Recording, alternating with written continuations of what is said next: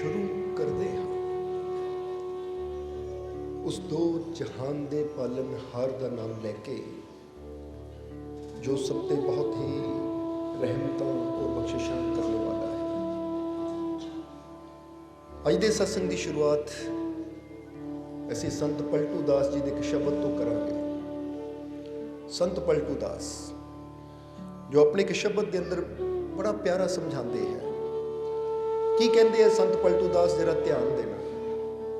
ਉਹ ਦੱਸਦੇ ਹੈ कि संगत ऐसी कीजिए, संगत ऐसी कीजिए जहां उपजे सत ज्ञान, पलटू तहां न बैठिए खटकी होवे हान।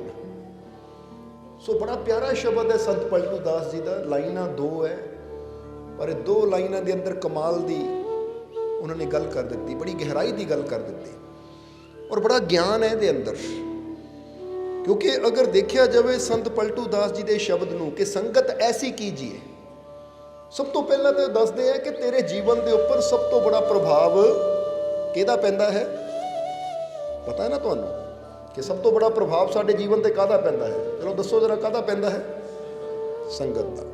क्योंकि जैसा साडा संग हुंदा है ना, उहदा प्रभाव साडी सोच ते, साडी बॉडी ते यानी शरीर ते बहुत पैंदा है।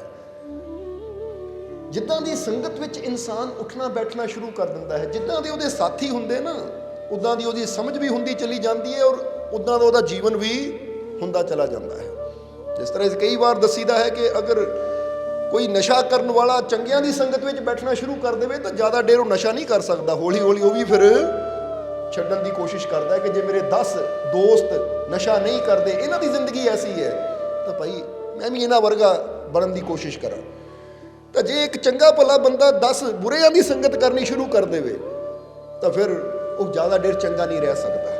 ये उसी तरह है जिस तरह लुकमान हकीम होए है, जेडे हकीमता सी पर उहदे नाल नाल वो परमात्मा प्रभु परमेश्वर नाल भी बड़ा प्यार करने वाले सी। यानी हकीमता सी पर रूहानियत का भी उन्होंने बड़ा ज्ञान सी। वो हमेशा दूजियां नूं समझाते होंदे सी। जदों भी उन्हां कोल कोई दवाई लैण आंदा हुंदा सी, क्योंकि हकीम सी, कोई मैडिसन लैण आंदा सी तो उन्होंने दवाई तो देनी ही, नाल नाल उन्होंने सुझाव भी देने। सुझाव की देने कि भाई ये जिंदगी ये जीवन, जिस तरह असी संगत की गल की ना, उन्होंने भी सुझाव देने कि अगर बीमारियां तो मुक्त होना है, टेंशनों तो मुक्त होना है तो फिर अच्छी संगत करो।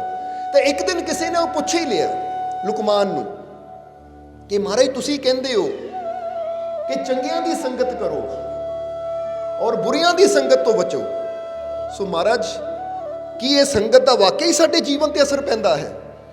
तो उस वेले लुकमान हकीम ने अपने कोलों उन्होंने कुछ पैसे दिते, कुछ पैसे दिते। कहंदे इस तरह कर, आ थोड़े पैसे ले जा, किलो सेब तू साफ सुथरे खरीद के लियाने हैं तो किलो सेब गले हुए लैके आने हैं। समझते हो कि नहीं? की लैके आने हैं? किलो सेब साफ सुथरे, किलो गले हुए लैके आने हैं। हुण कहा जाता है कि जदों वो बाजार गया, बाजार चों किलो सेब साफ सुथरे ले आया, किलो गले हुए ले आया। जदों गले हुए लै रहा सी तो मन च सोच रहा सी कमाल की गल है, साफ सुथरे सेब लै रहा, वो तो समझ आती है, पर गले हुए क्यों मंगाए? कोई गलियां ते पैसे क्यों खर्च करता है? ये ना खाण दे काम है, ये तो सिटने ही पैने हैं, फिर इतने पैसा खराब करने की जरूरत है। पर फिर भी उन्होंने कहा हकीम साहब ने मंगाए है, की पता यदि कोई दवाई बननी हो या की पता किते इस्तेमाल करना हो, इसलिए वो लै गया। ले जाके जो लुकमान के कोलों दोनों दिते तो उस वेले लुकमान ने वो 1 किलो के सेब ना एक टोकरी च रखे, 1 किलो सेब एक टोकरी च रखे और फिर की किया? कहते आ जरा गलिया सेब है ना, आ ਜਿਹੜੇ गले हुए 2 सेब है इस टोकरी च रख दे, ਜਿਹੜੇ साफ सुथरे सेब ਉਹਦੇ च रख दे। उन्हें रखे, कहते ਹੁਣ घर ਨੂੰ ਲੈ ਜਾ, ਇਹਨਾਂ ਨੂੰ ਛੇੜੀ ਨਾ, ਇਹਨਾਂ ਨੂੰ ਛੇੜੀ ਨਾ, घर ਲੈ जा। उसी नज़र च रहिंदा सी, अपने घर ਨੂੰ उसी तरह टोकरी लै गया और लुकमान ने कहा कि घर लै जा और 2 दिनों बाद लैके आई। हुण जदों 2 दिनों बाद वो लैके आया तो फिर जरा तुसी सोचो की बनिया होएगा। ਕੀ ਬਣਿਆ ਹੋਏਗਾ। ਉਹ ਜਿਹੜੇ ਗਲੇ ਹੋਏ ਸੇਬ ਸੀ, ਉਹ ਜਦੋਂ ਟੋਕਰੀ 'ਚ ਰੱਖ ਕੇ ਲੈ ਗਿਆ ਤਾਂ ਉਹ ਗਲੇ ਹੋਏ ਸੇਬਾਂ ਨੇ ਦੂਸਰੇ ਸੇਬਾਂ ਨੂੰ ਵੀ ਬੜੀ ਜਲਦੀ ਖਰਾਬ ਕਰ ਦਿੱਤਾ। ਹੁਣ ਲੁਕਮਾਨ ਨੇ ਜਦੋਂ ਉਹ ਲੈ ਕੇ ਆਇਆ ਤਾਂ ਉਸਨੂੰ ਇਹੀ ਸਮਝਾਇਆ ਕਿ ਬੇਟਾ ਦੇਖ ਲੈ, ਇਹ ਕਿਲੋ ਸੇਬ ਬਹੁਤ ਅੱਛੇ ਸੀ, ਕੋਈ ਖਰਾਬੀ ਨਹੀਂ ਸੀ, ਪਰ ਗਲਿਆਂ ਦੀ ਸੋਬਤ 'ਚ 2 ਦਿਨ ਰਹਿਣ ਨਾਲ ਇਹ ਵੀ ਬੜੀ ਜਲਦੀ ਗਲ ਕੇ ਖਰਾਬ ਹੋ ਗਏ। ਉਹ ਕਹਿੰਦੇ ਇਸੇ ਤਰ੍ਹਾਂ ਇਨਸਾਨ ਜੇ ਸੋਚੇ ਕਿ ਮੈਂ ਬੜਾ ਅੱਛਾ ਆ ਜਾਂ ਮੇਰੇ ਅੰਦਰ ਕੋਈ ਕਮੀ ਨਹੀਂ ਹੈ, ਫਿਰ ਵੀ ਮੈਂ ਜੇ ਸ਼ਰਾਬੀਆਂ ਕੋ ਬੈਠ ਗਿਆ, ਜੁਆਰੀਆਂ ਦੇ ਕੋਲ ਬਹਿ ਗਿਆ ਜਾਂ ਕਿਸੇ ਗਾਲੀ ਗਲੋਚ ਕਰਨ ਵਾਲੇ ਕੋ ਬਹਿ ਗਿਆ, ਕਿਸੇ ਝਗੜਾ ਕਰਨ ਵਾਲੇ ਕੋ ਬਹਿ ਗਿਆ ਤਾਂ ਮੈਨੂੰ ਕੋਈ ਫਰਕ ਨਹੀਂ ਪੈਣਾ। ਉਹ ਕਹਿੰਦੇ ਨਹੀਂ, ਫਰਕ ਤਾਂ ਪੈ ਕੇ ਰਹਿੰਦਾ ਹੈ। ਔਰ ਫਰਕ ਇਹ ਵੀ ਗੱਲ ਯਾਦ ਰੱਖਣਾ ਕਿ ਬੁਰਾਈ ਦਾ ਅਸਰ ਜਿਹੜਾ ਨਾ ਉਹ ਸਾਡੇ ਜੀਵਨ ਤੇ ਬੜੀ ਜਲਦੀ ਹੁੰਦਾ ਹੈ। ਤਾਂ ਹੀ ਤੁਸੀਂ ਆਪਣੇ ਆਪ ਨੂੰ ਥੋੜਾ ਦੇਖਣਾ ਕਿ ਕੋਈ ਪੋਜ਼ਿਟਿਵ ਗੱਲ ਕਰੇਗਾ, ਕੋਈ ਹਿੰਮਤ ਦੇਣ ਵਾਲੀ ਗੱਲ ਕਰੇਗਾ, ਹੌਸਲਾ ਦੇਣ ਵਾਲੀ ਗੱਲ ਕਰੇਗਾ ਤਾਂ ਉਹਦਾ ਉਨਾ ਅਸਰ ਨਹੀਂ ਸਾਡੇ ਜੀਵਨ ਤੇ ਹੋਏਗਾ ਜਿੰਨਾ ਅਸਰ ਕੋਈ ਸਾਡਾ ਹੌਸਲਾ ਤੋੜਨ ਵਾਲੀ ਗੱਲ ਕਰੇਗਾ, ਕੋਈ ਸਾਡੀ ਹਿੰਮਤ ਤੋੜਨ ਵਾਲੀ ਗੱਲ ਕਰੇਗਾ, ਕੋਈ ਨੈਗੇਟਿਵਿਟੀ ਦੀ ਗੱਲ ਕਰੇਗਾ ਤਾਂ ਉਹਦਾ ਪ੍ਰਭਾਵ ਸਾਡੇ ਜੀਵਨ ਤੇ ਹਮੇਸ਼ਾ ਜ਼ਿਆਦਾ ਹੁੰਦਾ ਹੈ। ਪਰ ਇੱਕ ਗੱਲ ਫਿਰ ਤੁਹਾਨੂੰ ਕਵਾਂਗੇ ਕਿ ਜਦੋਂ ਕੋਈ ਵੀ ਤੁਹਾਡੇ ਨਾਲ ਗੱਲ ਕਰਦਾ ਹੈ ਨਾ ਤਾਂ ਫਿਰ ਜਿਸ ਤਰ੍ਹਾਂ ਸਵਾਮੀ ਵਿਵੇਕਾਨੰਦ ਜੀ ਕਹਿੰਦੇ ਹੁੰਦੇ ਸੀ ਕਿ ਆਪਣੇ ਨਾ ਕੰਨਾਂ ਤੇ ਪਹਿਰੇਦਾਰ ਬਣ ਕੇ ਬੈਠਿਆ ਕਰੋ। ਬੜੀ ਹੈਰਾਨੀ ਦੀ ਗੱਲ ਹੈ, ਕੰਨਾਂ ਤੇ ਪਹਿਰੇਦਾਰ ਦੀ ਤਰ੍ਹਾਂ ਬੈਠਣਾ ਤੁਸੀਂ। ਹੁਣ ਬੰਦਾ ਸੋਚੇ ਕੰਨਾਂ ਤੇ ਪਹਿਰੇਦਾਰ ਦਾ ਮਤਲਬ ਕੀ ਹੈ, ਤਾਂ ਉਹ ਦੱਸਦੇ ਸੀ ਕਿ ਜਦੋਂ ਕੁਝ ਵੀ ਸੁਣੋ ਨਾ ਤਾਂ ਉਸ ਵੇਲੇ ਪਹਿਰੇਦਾਰੀ ਇਹ ਕਰਨੀ ਹੈ ਕਿ ਇਹ ਚੀਜ਼ ਅੰਦਰ ਜਾਣ ਦੇ ਲਾਇਕ ਹੈ ਜਾਂ ਨਹੀਂ, ਜਾਂ ਇਹਨੂੰ ਬਾਹਰੋਂ ਹੀ ਮੋੜ ਦਿਓ। ਸਮਝ ਆ ਰਹੀ ਕਿ ਨਹੀਂ? ਯਾਨੀ ਜਦੋਂ ਕੋਈ ਇਦਾਂ ਦੇ ਸ਼ਬਦ ਬੋਲੇ ਜਿਹੜੇ ਤੁਹਾਡੇ ਜੀਵਨ ਨੂੰ ਨਿਰਾਸ਼ਾ ਦੇ ਨਾਲ ਭਰਨ ਵਾਲੇ ਹੈ, ਤੁਹਾਡੀ ਹਿੰਮਤ ਨੂੰ ਤੋੜਨ ਵਾਲੇ ਹੈ, ਤਾਂ ਸਮਝ ਲਓ ਇਹ ਉਹ ਸ਼ਬਦ ਹੈ ਜੋ ਅੰਦਰ ਚਲੇ ਗਏ ਤਾਂ ਮੇਰਾ ਨੁਕਸਾਨ ਕਰ ਸਕਦੇ। ਇਸ ਲਈ ਇੱਥੇ ਪਹਿਰੇਦਾਰੀ ਕਰਨੀ ਕਿ ਇਹਨਾਂ ਨੂੰ ਬਾਹਰ ਹੀ ਰੱਖਣਾ ਹੈ। ਯਾਨੀ ਇਹਨਾਂ ਨੂੰ ਸੁਣ ਤਾਂ ਲਿਆ ਪਰ ਦਿਲ ਦੇ ਜਿੱਦਾਂ ਕਹਿ ਲਓ ਅੰਦਰ ਤੱਕ ਨਹੀਂ ਜਾਣ ਦੇਣਾ। ਔਰ ਅੰਦਰ ਕੀ ਜਾਣਾ ਚਾਹੀਦਾ ਹੈ ਕਿ ਜਿਹੜੀ ਚੀਜ਼ ਸਾਡੀ ਹਿੰਮਤ ਨੂੰ, ਸਾਡੇ ਹੌਸਲੇ ਨੂੰ, ਸਾਡੇ ਵਿਸ਼ਵਾਸ ਨੂੰ ਵਧਾਉਣ ਵਾਲੀ ਹੈ ਨਾ, ਜਦੋਂ ਇਦਾਂ ਦੇ ਸ਼ਬਦ ਸੁਣੋ ਤਾਂ ਫਿਰ ਉਹਨੂੰ ਅੰਦਰ ਜਾਣ ਦਿਓ। ਇਹ ਸੋਚੋ ਕਿ ਇਹ ਉਹ ਚੀਜ਼ ਹੈ ਜੋ ਮੇਰੇ ਜੀਵਨ 'ਚ ਜਾਏਗੀ ਤਾਂ ਮੈਨੂੰ ਫਾਇਦਾ ਦੇਏਗੀ। ਇਹ ਉਹ ਚੀਜ਼ ਹੈ ਅਗਰ ਮੇਰੇ ਮਨ 'ਚ ਜਾਏਗੀ, ਮੇਰਾ ਮਨ ਇਹਨੂੰ ਪਕੜੇਗਾ ਤਾਂ ਹਿੰਮਤ ਨਾਲ, ਹੌਸਲੇ ਨਾਲ, ਜੋਸ਼ ਨਾਲ ਭਰ ਜਾਏਗਾ। ਇਹ ਗੱਲ ਯਾਦ ਰੱਖਣਾ ਹਮੇਸ਼ਾ, ਕਿਉਂਕਿ ਆਰਮੀ ਦਾ ਇੱਕ ਕੈਪਟਨ ਸੀ ਜਿਹਦੇ ਨਾਲ ਸਾਡੀ ਮੁਲਾਕਾਤ ਹੋਈ। ਉਹਦੀ ਡਿਊਟੀ ਇੱਧਰ ਸ਼੍ਰੀਨਗਰ ਉੱਪਰ ਜਿੱਧਰ ਕਾਰਗਿਲ ਦਾ ਯੁੱਧ ਹੋਇਆ ਸੀ ਉੱਧਰ ਸੀ ਉਹਦੀ। ਤਾਂ ਦੱਸਦੇ ਕਿ ਮਾਲਕੋ ਬੜੀ ਬਰਫ਼ ਹੁੰਦੀ ਸੀ ਇੱਥੇ। ਯਾਨੀ ਇੱਕ ਟਾਈਮ ਆਉਂਦਾ ਹੈ ਕਿ ਜਦੋਂ ਬੜੀ ਬਰਫ਼, ਜਿੱਦਾਂ ਅੱਜ ਕੱਲ੍ਹ ਮਹੀਨਾ ਚੱਲ ਰਿਹਾ ਨਾ ਦਸੰਬਰ ਦਾ ਜਾਂ ਜਨਵਰੀ ਦਾ, ਇਹ ਕੁਝ ਟਾਈਮ ਹੁੰਦੇ ਜਦੋਂ ਉੱਥੇ ਬੜੀ ਬਰਫ਼ ਹੁੰਦੀ ਹੈ, ਰਸਤੇ ਵੀ ਬੰਦ ਹੋ ਜਾਂਦੇ ਆ। ਤਾਂ ਉਸ ਵੇਲੇ ਕਹਿੰਦੇ ਜਦੋਂ ਸਾਨੂੰ ਹੁੰਦਾ ਨਾ ਕਿ ਟੌਪ ਤੇ ਜਾ ਕੇ ਨਿਗਰਾਨੀ ਕਰਨੀ ਹੈ ਤਾਂ ਕਈ ਵਾਰ ਕਿੰਨਾ ਸਫ਼ਰ ਬਰਫ਼ 'ਚ ਹੀ ਪੈਦਲ ਜਾਣਾ ਪੈਂਦਾ ਹੈ। ਤਾਂ ਕਹਿੰਦੇ ਉਸ ਵੇਲੇ ਉਹ ਵੀ ਜੀਵ ਸਤਸੰਗ ਸੁਣਦਾ ਹੈ। ਉਹ ਕਹਿੰਦਾ ਮਾਲਕੋ ਉਸ ਵੇਲੇ ਸਾਡਾ ਇੱਕ ਹੌਸਲਾ ਹੀ ਹੁੰਦਾ ਹੈ, ਇੱਕ ਹਿੰਮਤ ਹੀ ਹੁੰਦੀ ਹੈ ਕਿ ਜਿਹੜਾ ਸਾਨੂੰ ਉਸ ਪਹਾੜੀ ਤੇ ਉਸ ਬਰਫ਼ ਵਿੱਚ ਵੀ ਅੱਗੇ ਵਧਣ ਤੇ ਮਜਬੂਰ ਕਰ ਦਿੰਦਾ ਹੈ ਕਿ ਚੱਲ ਬਈ ਕਰਨਾ ਹੈ, ਕਿਉਂਕਿ ਡਿਊਟੀ ਹੈ, ਇਹ ਕਰਕੇ ਦਿਖਾਣਾ ਹੈ। ਇਸ ਲਈ ਹਰ ਜਗ੍ਹਾ ਅਸੀਂ ਦੱਸਣਾ ਕੀ ਚਾਹੁੰਦੇ ਹਾਂ ਕਿ ਅਗਰ ਤੁਹਾਡੇ ਅੰਦਰ ਹਿੰਮਤ ਹੈ, ਹੌਸਲਾ ਹੈ ਨਾ, ਫਿਰ ਬੰਦਾ ਪਰਵਾਹ ਨਹੀਂ ਕਰਦਾ ਠੰਡ ਕਿੰਨੀ ਹੈ, ਬਰਫ਼ ਕਿੰਨੀ ਹੈ, ਜਾਂ ਪਰਵਾਹ ਨਹੀਂ ਕਰਦਾ ਕਿ ਮੈਨੂੰ ਸਿਖਰ ਤੇ ਜਾਣਾ ਪੈਣਾ ਹੈ ਜਿੱਥੇ ਕਿ ਉੱਪਰੋਂ ਸਨੋ ਵੀ ਪੈ ਰਹੀ ਹੈ ਤਾਂ ਅਸੀਂ ਚੜ੍ਹਨਾ ਵੀ ਸਿਖਰ ਤੇ ਹੈ। ਉਸ ਵੇਲੇ ਕਿਹੜੀ ਚੀਜ਼ ਚੜ੍ਹਾਉਂਦੀ ਬੰਦੇ ਨੂੰ? ਉਹਦੇ ਅੰਦਰਲੀ ਹਿੰਮਤ, ਉਹਦੇ ਅੰਦਰਲਾ ਸਾਹਸ ਔਰ ਉਹਦੇ ਅੰਦਰਲਾ ਇੱਕ ਵਿਸ਼ਵਾਸ ਕਿ ਕੋਈ ਤਾਕਤ ਹੈ ਜੋ ਮੈਨੂੰ ਅੰਦਰੋਂ ਸ਼ਕਤੀ ਦੇ ਰਹੀ ਹੈ। ਸੋ ਦੱਸਣਾ ਇਹ ਚਾਹੁੰਦੇ ਆ ਕਿ ਜੀਵਨ 'ਚ ਹਾਲਾਤ ਜਿੱਦਾਂ ਦੇ ਮਰਜ਼ੀ ਹੋਣ, ਪਰ ਅਗਰ ਇਨਸਾਨ ਅੰਦਰ ਹਿੰਮਤ ਹੈ, ਹੌਸਲਾ ਹੈ, ਸਾਹਸ ਹੈ ਨਾ, ਤਾਂ ਫਿਰ ਇਨਸਾਨ ਉਹ ਹਰ ਤਰ੍ਹਾਂ ਦੇ ਹਾਲਾਤ ਦਾ ਸਾਹਮਣਾ ਕਰਨ ਲਈ ਤਿਆਰ ਹੋ ਜਾਂਦਾ। ਫਿਰ ਬੰਦਾ ਇਹ ਇੰਤਜ਼ਾਰ ਨਹੀਂ ਕਰਦਾ ਕਿ ਪਹਾੜੀ ਤੇ ਫੇਰ ਚੜ੍ਹਨਾ, ਪਹਿਲਾਂ ਬਰਫ਼ ਪਿਘਲ ਜਾਵੇ, ਪਹਾੜੀ ਤੇ ਫੇਰ ਜਾਣਾ, ਪਹਿਲਾਂ ਸਨੋ ਹਟ ਜਾਵੇ। ਕਹਿੰਦੇ ਨਹੀਂ, ਪਤਾ ਡਿਊਟੀ ਹੈ, ਇਹ ਕਰਨੀ ਹੈ। ਸਮਝਦੇ ਹੋ ਕਿ ਨਹੀਂ? ਔਰ ਜਿਹੜਾ ਕੰਮ ਕਰਨਾ ਹੈ ਤਾਂ ਫਿਰ ਡਰ ਕੇ ਨਹੀਂ ਕਰਨਾ, ਹਿੰਮਤ ਨਾਲ, ਹੌਸਲੇ ਨਾਲ ਕਰਨਾ ਕਿ ਮੈਂ ਕਰ ਸਕਦਾ ਹਾਂ, ਕਿਉਂਕਿ ਮੈਨੂੰ ਸ਼ਕਤੀ ਦੇਣ ਵਾਲਾ ਉਹ ਮਾਲਿਕ ਮੇਰੇ ਨਾਲ ਹੈ। ਇਸੇ ਤਰ੍ਹਾਂ ਕਈ ਇਨਸਾਨ ਸੋਚਦੇ ਰਹਿੰਦੇ ਕਿ ਜੀਵਨ ਦੇ ਵਿੱਚ ਜਦੋਂ ਮੁਸ਼ਕਿਲਾਂ ਦੂਰ ਹੋ ਜਾਣਗੀਆਂ ਫਿਰ ਅੱਗੇ ਵਧਾਂਗੇ। ਤੇ ਇਹ ਗੱਲ ਯਾਦ ਰੱਖੋ ਕਿ ਜਿਹੜਾ ਇਸੇ ਇੰਤਜ਼ਾਰ 'ਚ ਬੈਠਾ ਰਹਿੰਦਾ ਨਾ, ਉਹਨੂੰ ਸਦਾ ਇੰਤਜ਼ਾਰ ਹੀ ਕਰਨਾ ਪੈਂਦਾ, ਉਹ ਕਦੀ ਮੰਜ਼ਿਲ ਤੱਕ ਪਹੁੰਚ ਹੀ ਨਹੀਂ ਪਾਉਂਦਾ। ਤਾਂ ਜਿਹੜਾ ਇਨਸਾਨ ਸੋਚ ਲੈਂਦਾ ਹੈ ਕਿ ਰਸਤੇ 'ਚ ਚਾਹੇ ਮੁਸ਼ਕਿਲਾਂ ਹਜ਼ਾਰ ਆਉਣ, ਮੈਂ ਹਿੰਮਤ ਨਾਲ ਕਦਮ ਵਧਾਉਣਾ ਹੈ ਔਰ ਮੈਨੂੰ ਤਾਕਤ ਦੇਣ ਵਾਲਾ, ਕਾਮਯਾਬੀ ਦੇਣ ਵਾਲਾ ਮੇਰਾ ਮਾਲਿਕ ਮੇਰੇ ਨਾਲ ਹੈ, ਫਿਰ ਉਹ ਜਦੋਂ ਚੱਲਦਾ ਹੈ, ਮੁਸੀਬਤਾਂ ਹੁੰਦੀਆਂ ਵੀ ਹੈ ਤਾਂ ਉਹਨਾਂ ਦਾ ਸਾਹਮਣਾ ਕਰਦਾ ਕਰਦਾ ਹਰ ਮੁਸੀਬਤ ਤੋਂ ਪਾਰ ਹੁੰਦਾ ਹੁੰਦਾ ਇੱਕ ਦਿਨ ਮੰਜ਼ਿਲ ਤੱਕ ਵੀ ਉਹ ਪਹੁੰਚ ਜਾਂਦਾ ਹੈ। ਇਸ ਲਈ ਇਹ 2-3 ਚੀਜ਼ਾਂ ਐਸੀ ਸਮਝਣੀਆਂ ਹੈ ਕਿ ਹੁਣ ਉਸ ਪੁਆਇੰਟ ਤੇ ਆ ਜਾਈਏ ਕਿ ਆਪਣੇ ਕੰਨਾਂ ਤੇ ਪਹਿਰੇਦਾਰ ਬਣ ਕੇ ਅਸੀਂ ਕਿਸ ਤਰ੍ਹਾਂ ਬੈਠਣਾ ਹੈ ਕਿ ਇਹ ਸਿਰਫ ਸੁਣਨਾ ਨਹੀਂ ਹੈ, ਸੁਣ ਕੇ ਇਹ ਸਮਝਣਾ ਵੀ ਹੈ ਕਿ ਇਹ ਚੀਜ਼ ਮੈਨੂੰ ਫਾਇਦਾ ਦੇਣ ਵਾਲੀ ਹੈ ਜਾਂ ਇਹ ਚੀਜ਼ ਮੇਰਾ ਨੁਕਸਾਨ ਕਰਨ ਵਾਲੀ ਹੈ। ਕਿਉਂਕਿ ਬਹੁਤ ਦੁਨੀਆ ਦੇ ਉੱਪਰ ਰਿਸ਼ਤੇਦਾਰ ਐਸੇ ਹੁੰਦੇ, ਸੱਜਣ ਮਿੱਤਰ ਐਸੇ ਹੁੰਦੇ ਹੈ ਜਾਂ ਬਹੁਤ ਆਲੇ ਦੁਆਲੇ ਲੋਕ ਐਸੇ ਹੁੰਦੇ ਹੈ ਜਿਹੜੇ ਇਦਾਂ ਦੇ ਬੋਲ ਬੋਲਦੇ ਰਹਿੰਦੇ ਹੈ ਕਿ ਬੰਦਾ ਸੁਣ ਸੁਣ ਕੇ ਦੁਖੀ ਹੁੰਦਾ ਰਹਿੰਦਾ ਹੈ, ਸੁਣ ਸੁਣ ਕੇ ਨਿਰਾਸ਼ ਹੁੰਦਾ ਰਹਿੰਦਾ ਹੈ, ਸੁਣ ਸੁਣ ਕੇ ਉਦਾਸ ਹੁੰਦਾ ਰਹਿੰਦਾ ਹੈ, ਸੁਣ ਸੁਣ ਕੇ ਉਹਨੂੰ ਫੀਲ ਹੁੰਦਾ ਹੈ ਕਿ ਇਹ ਚੀਜ਼ ਸੁਣ ਕੇ ਮੇਰੀ ਹਿੰਮਤ ਘਟ ਗਈ, ਮੇਰਾ ਵਿਸ਼ਵਾਸ ਘਟ ਗਿਆ। ਸੋ ਸਮਝ ਲਓ ਕਿ ਉਹ ਚੀਜ਼ ਨੂੰ ਅਸੀਂ ਅੰਦਰ ਜਾਣ ਤੋਂ ਸਵਾਮੀ ਵਿਵੇਕਾਨੰਦ ਕਹਿੰਦੇ ਰੋਕਣਾ ਹੈ, ਉੱਥੇ ਪਹਿਰੇਦਾਰੀ ਕਰਨੀ ਹੈ ਕਿ ਇਹ ਚੀਜ਼ ਸੁਣ ਤਾਂ ਲਈਏ ਪਰ ਮੇਰੇ ਗਹਿਰਾਈ ਤੱਕ ਨਾ ਜਾਵੇ, ਇਹਨੂੰ ਇੱਥੇ ਹੀ ਮੋੜ ਦੇਵਾਂ। ਔਰ ਜਿਹੜੀ ਚੀਜ਼ ਮੇਰੀ ਹਿੰਮਤ ਨੂੰ, ਮੇਰੇ ਹੌਸਲੇ ਨੂੰ, ਮੇਰੇ ਸਾਹਸ ਨੂੰ ਵਧਾਵੇ ਉਹ ਚੀਜ਼ ਮੇਰੇ ਅੰਦਰ ਜਾਣੀ ਚਾਹੀਦੀ ਹੈ। ਇਸ ਲਈ ਅਸੀਂ ਕਈ ਵਾਰ ਕਹੀਦਾ ਪੋਜ਼ਿਟਿਵ ਸੁਣੋ, ਉਹ ਚੀਜ਼ ਸੁਣੋ ਜੋ ਸਾਡੀ ਹਿੰਮਤ, ਸਾਡੇ ਹੌਸਲੇ ਨੂੰ ਬੁਲੰਦ ਕਰੇ। ਤਾਂ ਹੀ ਤਾਂ ਕਈ ਵਾਰ ਅਸੀਂ ਦੱਸੀਦਾ ਹੈ ਕਿ ਕੁਝ ਹੋਰ ਨਹੀਂ ਤਾਂ ਸਵੇਰੇ ਉੱਠ ਕੇ ਬੰਦਾ ਸਤਸੰਗ ਚਾਹੇ 10 ਮਿੰਟ ਦਾ ਸੁਣ ਲਵੇ ਪਰ ਕੁਝ ਪੋਜ਼ਿਟਿਵ ਅੰਦਰ ਜਾਏਗਾ ਤਾਂ ਪੂਰਾ ਦਿਨ ਉਹਦਾ ਪੋਜ਼ਿਟਿਵਿਟੀ ਨਾਲ ਗੁਜ਼ਰੇਗਾ। ਸਮਝਦੇ ਹੋ ਕਿ ਹੁਣ ਇੱਥੇ ਜਿਸ ਤਰ੍ਹਾਂ ਦੱਸਿਆ ਕਿ ਸੰਤ ਪਲਟੂ ਦਾਸ ਵੀ ਇਹੀ ਗੱਲ ਸਮਝਾ ਰਹੇ ਹੈ ਔਰ ਲੁਕਮਾਨ ਨੇ ਵੀ ਇਹੀ ਗੱਲ ਕੀਤੀ ਕਿ ਬੁਰਿਆਂ ਦੀ ਸੰਗਤ ਤੋਂ ਬਚਣ ਦੀ ਕੋਸ਼ਿਸ਼ ਕਰ, ਕਿਉਂਕਿ ਬੁਰੇ 2 ਸੇਬ ਵੀ ਕਿਲੋ ਸੇਬ ਨੂੰ ਬੜੀ ਆਸਾਨੀ ਨਾਲ ਖਰਾਬ ਕਰ ਦਿੰਦੇ ਹੈ। ਜਿਸ ਤਰ੍ਹਾਂ ਕਹਾਵਤ ਵੀ ਹੈ ਕਿ ਇੱਕ ਮੱਛਲੀ ਪੂਰੇ ਤਲਾਬ ਨੂੰ, ਜੇ ਗੰਦੀ ਮੱਛਲੀ ਹੋਵੇ ਨਾ, ਪੂਰੇ ਤਲਾਬ ਨੂੰ ਗੰਦਾ ਕਰ ਦਿੰਦੀ ਹੈ। ਤੁਸੀਂ ਇੱਕ ਮਰੀ ਹੋਈ ਮੱਛਲੀ ਇੱਕ ਤਲਾਬ 'ਚ ਸੁੱਟ ਦਿਓ ਜਾਂ ਇੱਕ ਸਵੀਮਿੰਗ ਪੂਲ ਦੇ ਵਿੱਚ ਸੁੱਟ ਦਿਓ ਤਾਂ ਪੂਰਾ ਪਾਣੀ ਦੁਰਗੰਧ ਮਾਰਨ ਲੱਗ ਜਾਏਗਾ।